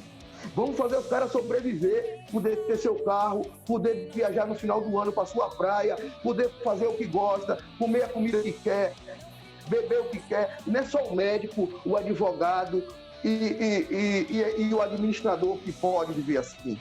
O músico também é um cara que é trabalhador, velho. E rala. Eu ralo pra caramba. Compõe no meu lugar, faz meu trampo. Eu estudei mais que um médico, mano. Eu estudei mais que um médico e provo. Eu tenho 15 anos estudando só música. De conservatório até a faculdade. São 15 anos, velho. Qual é o médico que estuda 15 anos? A faculdade de música era 8 anos para você se formar. No governo de Lula teve que baixar para 4, porque não tinha músico formado o suficiente para assumir as salas de aula, quando o governo aprovou a lei que obrigar a escola pública a ter aula de música. Existe a lei está aí. A escola pública até hoje não colocou aula de música para a galera. Que já é um jeito de dar trabalho também aos músicos. Encerra a minha fala aqui, acho que eu falei muito.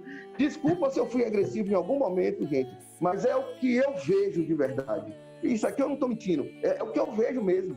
Inclusive eu tenho essas coisas anotadas, para a gente ver como é que a gente pode melhorar isso. Hoje eu estou em uma associação de música, eu não vejo ninguém se preocupar com essas coisas, velho.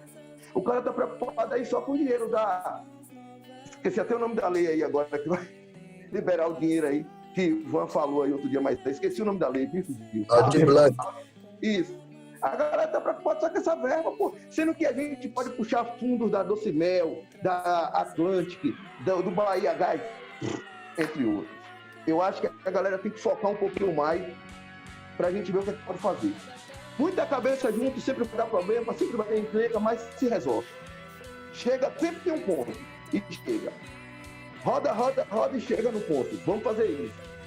Eu acho que isso é importante. Beleza, gente? Desculpa por qualquer coisa. Nada. Tranquilo. Braz, quer falar um pouquinho? Cara, se eu for falar, eu vou ser um pouco redundante, assim, mas assim, nas essencialidades aí da fala do Marcão, eu acho que tudo que ele disse aí, enfim, eu penso igual em muita coisa do que ele falou, e para não ser redundante, também por minha incapacidade, já que eu estou bem ruim aqui, velho. Eu acho que eu vou deixar o espaço, né, aberto para uma próxima pergunta, se a gente tiver tempo ainda, mas é só um elemento apenas que eu vou colocar aqui. A pandemia está servindo para clarear um monte de coisa.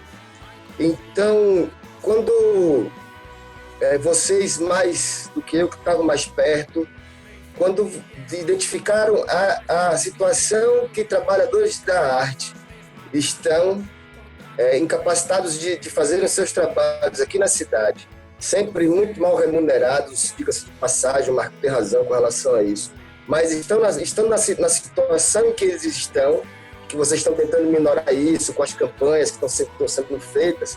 Eu só, e assim, no meu caso específico, de um amigo que teve aqui em casa, e isso me doeu comovidamente, porque ele é um músico do caramba, assim, e ele teve aqui em casa porque ele estava sem nada para comer em casa, né? Assim, para ver se eu podia fazer alguma coisa. E isso me deixa muito indignado. Então, eu penso que todos os trabalhadores da arte que estão agora se organizando, que estão já desde um tempo se organizando mais concretamente, nas casas de cultura, nas associações e tal, que levem em consideração todas as movimentações, todas as reivindicaçes que forem ser feitas. Pensem nesses trabalhadores da arte que não estão podendo comer.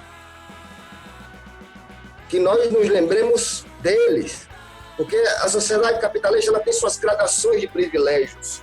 Então, algum outro artista vai ter mais privilégio que eu, vou ter mais privilégio que outros, e assim é. E é justamente com base nesse tipo de organização canalha desse sistema que estamos, que geram as desavenças, né? Que geram enfim, que gera... A gente faz um favor para o sistema que a gente se esquarteja.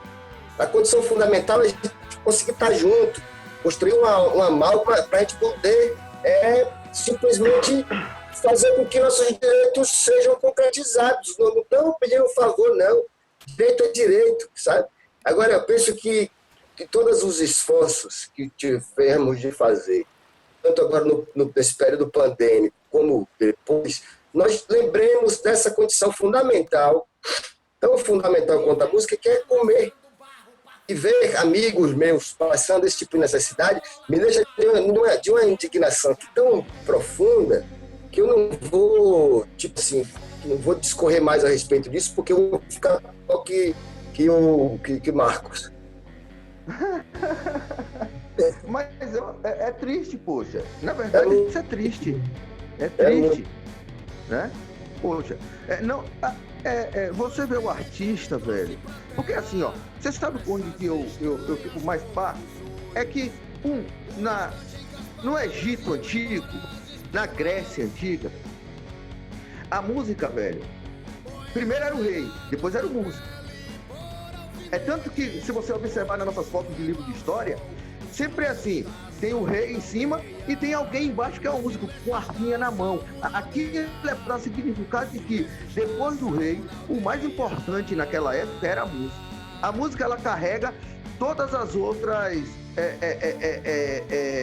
ela é tão complexa que ela carrega todos os outros elementos que a gente utiliza na nossa vida normal, cotidiana. Certo? Ela carrega todos os elementos. Ela carrega a física, a matemática, ela carrega a literatura, ela carrega tudo, velho. Ela é imbuída de tudo. De tempo, ela mexe com o tempo, né? Com a lógica. Então, velho, aí você chega no século XXI. Isso eu tô falando século 50 a.C., tá? Aí você chega no século XXI, onde a música poderia ser o pilar da sociedade, porque a música, ela desenvolve vários outros fatores, né? O cara tá doente, ouve música, sara, faz-se musicoterapia, o cara melhora.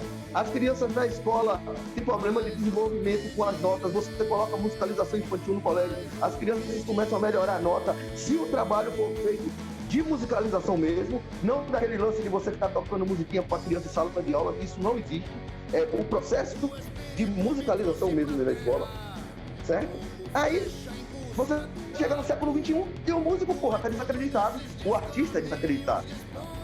Todo mundo consome arte, mas na hora de pagar pro artista da sua cidade, Marília Mendonça vem aqui, porra, se ela for ali para beber, ela pode botar 500 conto. O cara do ACM, o cara do Bairro Novo, consegue a grana e vai. O cara da cidade, um puta som, desculpa a expressão, um ótimo som, um som de qualidade, monta às vezes de graça o espetáculo, através de patrocínio, não aparece ninguém na praça. Um exemplo. Também precisa-se que a sociedade valorize o artista da sua cidade, para que ele seja valorizado depois. Por exemplo, se eu sou de Piauí e eu valorizo a Ian, coloca a Ian como um grande artista, a Ian estoura no cenário nacional, quem leva o nome é Piauí. Eu tenho Larissa, do sertanejo, pego Larissa, trabalho Larissa, certo? Através de fontes sociais, coloco Larissa lá em cima, Larissa estoura, quem é beneficiado? Em Piauí, eu pego o Ivan, com um grupo de teatro dele, trabalho o grupo de teatro dele através de incentivo da prefeitura. Quando o teatro dele for para Jiquié, for para Itabuna, for para Ilhéus, for para Salvador, for para São Paulo fazer a apresentação com Faxina, Nova York, quem vai não é o Teatro Ivan, quem vai é Piauí. Então, as pessoas também têm que enxergar desse jeito, porque aí você melhora o quadro social do artista na sua própria comunidade. Aí você começa a dar valor, você começa a dar dignidade, você começa a frequentar as festas que os artistas do município estão fazendo, e por aí vai. É isso. Galera, a gente vai finalizar nosso bate-papo, né? A gente já está quase completando 2 horas de bate-papo. Vocês terem ideia como é que a coisa, né, vai quando o papo é bom. Agradecer aos nossos 2 convidados, Marcos e a Ian. A Ian está aí sofrendo, aí eu estou percebendo aqui. A Ian tá dormindo, eu vou finalizar que a Ian já está precisando. Mas eu estou muito mal aqui, cara. Vou assim, né? Fico muito agradecido, o pessoal todo que ficou com a gente aqui. Eu sempre deixei bem claro, o bate-papo cultural não é para a gente ter quantidade de pessoas no bate-papo, é para a gente ter um bate-papo de qualidade e que a gente tenha esse bate-papo gravado e depois a gente vai disponibilizar para que outras pessoas tenham acesso. Então, fica aqui meu agradecimento a todos vocês, né, aos que participaram e aos convidados. E a gente né, fica aí na expectativa do próximo, né, bate-papo com a Casa da Cultura. Muito obrigado aí. Valeu, Ivan. Muito obrigado, Ayan. Valeu, Sandro. Agradeço. Valeu a todos, Maiane, que acompanhou, todo mundo que acompanhou. Um abraço, até a próxima. Né? Ayan vai descansar. Agora aqui é... Mas eu queria agradecer profundamente, viu, Ivan, porque eu sou quase que um lobo solitário, né? Eu faço minhas coisas, começo sozinho e geralmente o pessoal vai colando no processo, né? Para mim é uma maneira de estar colaborando, de estar junto desse processo artístico. Não sou envolvido em nenhuma associação e tal, mas estou sempre à disposição quando for preciso para somar as forças, né? E eu percorro inúmeras cidades fazendo os trabalhos de exposição, musicalmente também e tal. Não tenho envolvimento como eu gostaria de ter aqui em Piauí, como eu já tive há anos, né? Há alguns anos, por conta da fundação da Casa da Rádio Livre, de outra tentativa de reativar a Casa de Cultura e tal.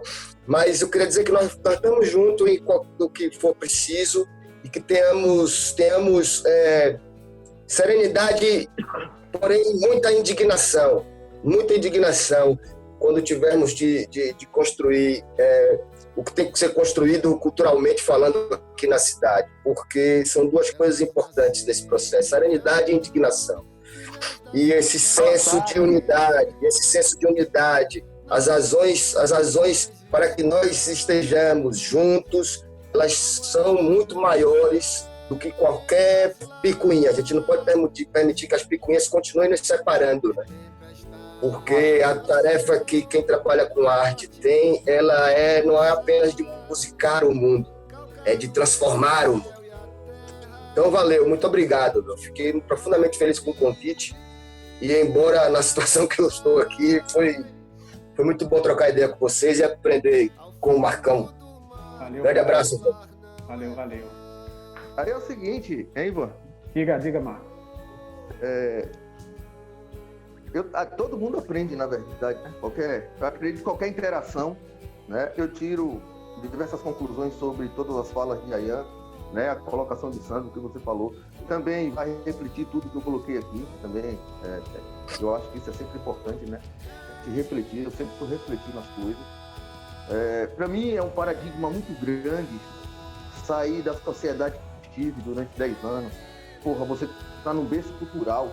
Uma cidade como São Paulo, por exemplo, é uma cidade que fede cultura. Qualquer lugar que você for, qualquer esquina que você está acontecendo um movimento cultural. Seja ele privado, estadual ou por conta própria. Está acontecendo alguma coisa. Você entende, velho? E você acaba... eu vim para Piauí porque, claro, eu tive a vontade de vir. Não porque São Paulo estava ruim para mim. Às vezes as pessoas falam, o cara estava se ferrando lá em São Paulo. Não, São Paulo estava até melhor que aqui. Mas existe uma situação que o que minha filha tem aqui para ela brincar e se divertir e andar e ter o pai e a mãe próximo, nenhum salário que eu ganhei em São Paulo vai pagar isso, velho. Por quê? Porque se eu estivesse em São Paulo, talvez eu estivesse vendo minha filha só 9 horas da noite. Né? Porque eu saía 5 horas da manhã para dar aula no colégio, chegava em casa geralmente 9 horas da noite, o tempo do trânsito, às vezes fazia algum curso, chegava mais tarde, entre outras coisas. Então ela ia ter que ficar em um colégio integral. Todas essas coisas foram a relevância que fez, porque me deu a vontade de falar, porra, eu vou embora. Aí Piauí foi a cidade que eu escolhi, porque eu vejo que existe um envelhecimento cultural. Não é de hoje, não, é de muito tempo. Mas sempre esbarra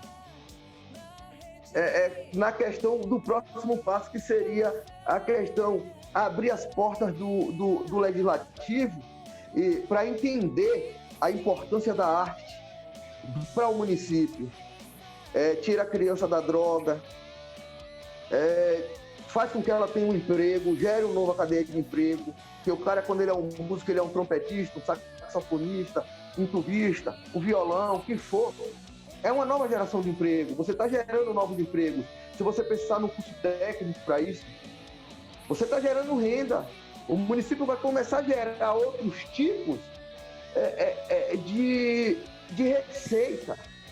Quando eu falo, por exemplo, a questão do canto, a gente poderia ter aqui uma coisa voltada realmente para um canto coral mais eficaz, voltado à técnica vocal, em vez de ser voltado à apresentação, mais voltado a fazer com que a criança possa ter uma profissão no futuro, fazendo com que ela cante de verdade, ela aprenda a fazer uma segunda voz, uma terceira voz, uma primeira voz, para se ela for back vocal em uma banda, ela saber como faz a primeira, como faz a segunda, como faz a terceira, caso necessário, né?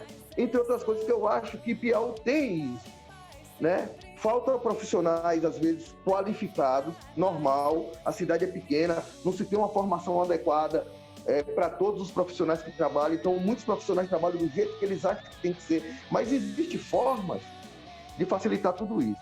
Então, gente, eu fico muito grato pelo espaço. Ivan, velho, foi uma honra para mim, assim, tipo, da hora mesmo, você ter me convidado para fazer parte da entrevista, da ideia, do trocar ideia. Eu gosto de trocar ideia sobre esses assuntos. E uma outra coisa que eu gosto muito de trocar ideia é sobre educação musical, né, que é a importância da música no contexto social, né, para educar as pessoas a aprenderem a ouvir uma música de qualidade. Que a educação musical ela não é apenas para fazer com que a criança toque, ou o adulto, ou o idoso. Ela é feita para que essas pessoas aprendam a ouvir os fenômenos musicais, se acostume com ele e possa ouvir qualquer tipo de música. Certo? Então, assim, prazerzaço mesmo. Eu fiquei, assim, muito contente. A Ian, velho, porra, massa. A Ian, a gente já fez alguma coisa aqui no estúdio, né? Gravei um negocinho pra ele. Um cara da hora, gostei muito do trabalho dele. Mesmo, ele sabe o quanto eu fiquei, assim, admirado pela obra dos discos, os sons, o como ele elabora a sonoridade do disco, né? Uma coisa meia tupiniquim da Bahia, do Nordeste, assim, né? Uma sonoridade. A minha esposa, quando ouviu a primeira vez, ela me perguntou assim, porra, ele tá falando em que idioma aí, velho? Né? Porque ele busca o idioma nordestino, né? As falas nordestinas, né? Aquele sotaque bem nordestino, ele coloca, implementa aquilo dentro da obra. Eu achei isso uma coisa muito legal. Porra, fez aí o trabalho da banda Bicho de Baixo, foi a capa do disco, que a gente tá para fazer, começou a fazer, não deu certo, estamos refazendo tudo de novo. Gravar é uma onda, né? Começa de um jeito, a parada foi para outro caminho. Parou tudo para fazer, voltar ao caminho que era. Mas fez a capa do disco, eu gostei muito do trabalho que ele fez, a pintura, como ele elaborou a ideia da pintura, né? Manual, de uma forma totalmente, como eu falo, orgânica, né? Sem muitos aparatos tecnológicos. E em Piauí tem vários artistas legais, certo? Eu gosto do trabalho da maioria, de muitos artistas. As bandas de Piauí, pensando nos músicos, tirando os vocalistas um pouquinho, com exceção aqui dos vocalistas, os músicos de Piauí são bons pra caramba. Baixista, guitarrista, batera. Poxa, velho, encontrei uma galera massa aqui que toca pra caramba. Vocalista, tem muita gente deixando a desejar. Tem muita gente precisando estudar aula de canto. É sério, tá precisando. Infelizmente tá. É necessário que alguém fale, velho. E que essas pessoas que, se estiver ouvindo, ou se vier ouvir, que não leve a mal e que procure realmente estudar, porque vai fazer a diferença. Não vai virar um Pavarotti, não vai virar um Ray Charles, não vai virar... Não, mas aprende a se cantar. E se canta bem, sem desafinar, sem errar, sem estar tocando um sol e cantando um fato. Entende? Coisas desse tipo que eu observo na noite aí acontecendo. Né? Não estou desclassificando, nem falando o nome de ninguém, eu estou apenas colocando uma situação que eu encontrei muito agravante. As bandas muito boas e às vezes os caras entram para cantar e algumas cantoras e coisa e tal, e acaba deixando muito a desejar. Mas as bandas, velho, porra, o que tem de cara que toca aí, eu fiquei assim impressionado mesmo. Porque eu prezo muito por tudo. Poxa, se eu tenho que tocar guitarra direitinho, por que o cantor não tem que cantar direitinho? Se o cara ele exige que o baterista tire a música ali todinha, certinha, por que ele não tem que cantar direitinho? Pelo menos cantar direitinho, não precisa ser o melhor. Mas manter ali a ideia que é importante. Então, obrigado, gente. Desculpa qualquer coisa. eu preciso colocar esses pontos para que a gente possa melhorar como ser humano, para que a gente possa melhorar como cultura, para que a cultura de Piauí, quando o artista, o cantor de Piauí for cantar fora, o cara fala, porra, os cantores de Piauí são bons pra caramba, velho. A galera canta pra porra. Por quê? Porque a galera ouviu e procurou fazer uma aula de canto e chegou onde tinha que chegar. Tem pessoas que não precisam. Tem pessoas que já cantam pra caramba aí. Conheci um monte aí que canta pra porra. Tá louco. Não preciso citar o nome, mas, pô, tem vários que cantam muito. Sensacional. Poderia já estar no circuito nacional. Mas o que acontece? A dificuldade é tanta que o cara acaba se acomodando ali mesmo onde ele tá, faz um showzinho por aqui, fica aí e tá tudo certo. Porque ele já bateu tanto, né? É tanto murro em ponta de faca, velho. Aí você chega nos 40 anos de idade e não foi. Financeiramente não rolou ainda. Você ainda não conseguiu comprar sua casa, seu carro, não conseguiu estabilizar sua família, não consegue guardar um dinheirinho no banco. E aí? O cara desmotiva. Aí acontece o que acontece com vários. Vou trabalhar, passa num concurso público e faz a música de hobby. Aí o que acontece nesse momento? Eu não dou o devido respeito à música. Quando eu vou tocar de noite, eu acabo dando vários vacilos. Por quê? Porque eu tenho que trabalhar, não dá tempo de fazer a parte musical, que é tirar música e entre outras coisas. Mas foi um prazerzão, galera. Ayan, massa, velho. Espero te encontrar aí fazendo um som. Outro dia eu tava trocando ideia com o camarada, talvez a gente possa fazer um trabalho junto aí. Deus abençoe que dê certo. Beleza? E vai ser legal porque são estilos iguais, né, pop? Você tá dentro do pop rock, dentro do rock também. Tem aí a galera da Soda, Ivan. Então eu acredito que no futuro aí possa ser que dê fazer um trabalho, né, velho? Pra essa cena ver. E tem muita gente que ouve música do nosso estilo. Só precisa juntar essa galera. De novo, né? Que eu tô ligado que vocês já fizeram isso em outros tempos. Sim. Mas não tem jeito. De tempos em tempos tem que refazer. Muitos vão embora, muitos viram evangélico e surge a galera nova. E aí vai.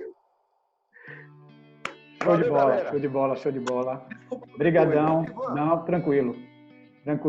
Eu criei um script e Sandro, que está aqui embaixo, Sandro é culpado, que quando ele fez essa pergunta, ele criou um outro tema para o bate-papo.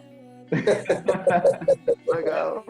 Mas eu vou cortar, não tem mais pergunta, porque senão não tem como, a gente já bateu os limites. Verdade. Mas pelo menos conte qual seria a pergunta, só pra gente... Não tem pergunta não, moço. Se botar outra pergunta aqui, vai ser mais uma hora. Não dá, não. Ele mudou o rumo da ideia. Foi, a pergunta dele saiu do tema. Isso. Entrou em outra temática, mas eu deixei rolar, foi bom. Mas é o seguinte, porra, velho, eu estudei um cara chamado Edgar Morin.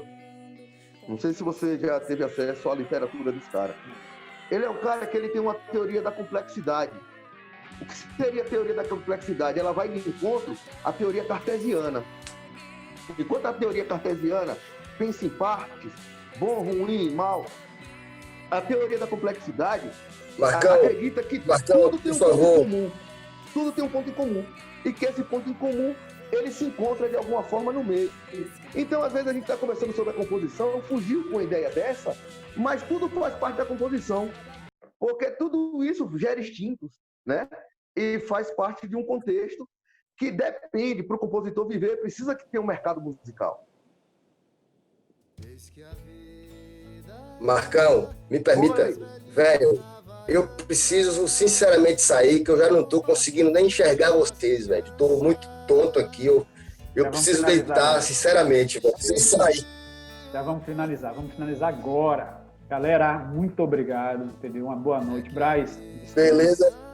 Certo, vou editar o vídeo. Massa, velho.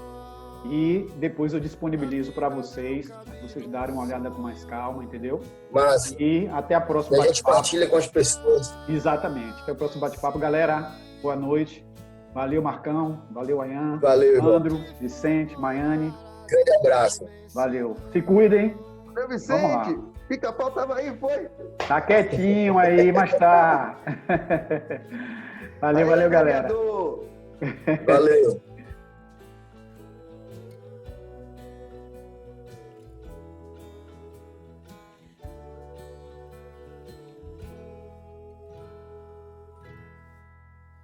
elas nasciam, filhas das águas mar adentro, nadando entre as mães e os pais.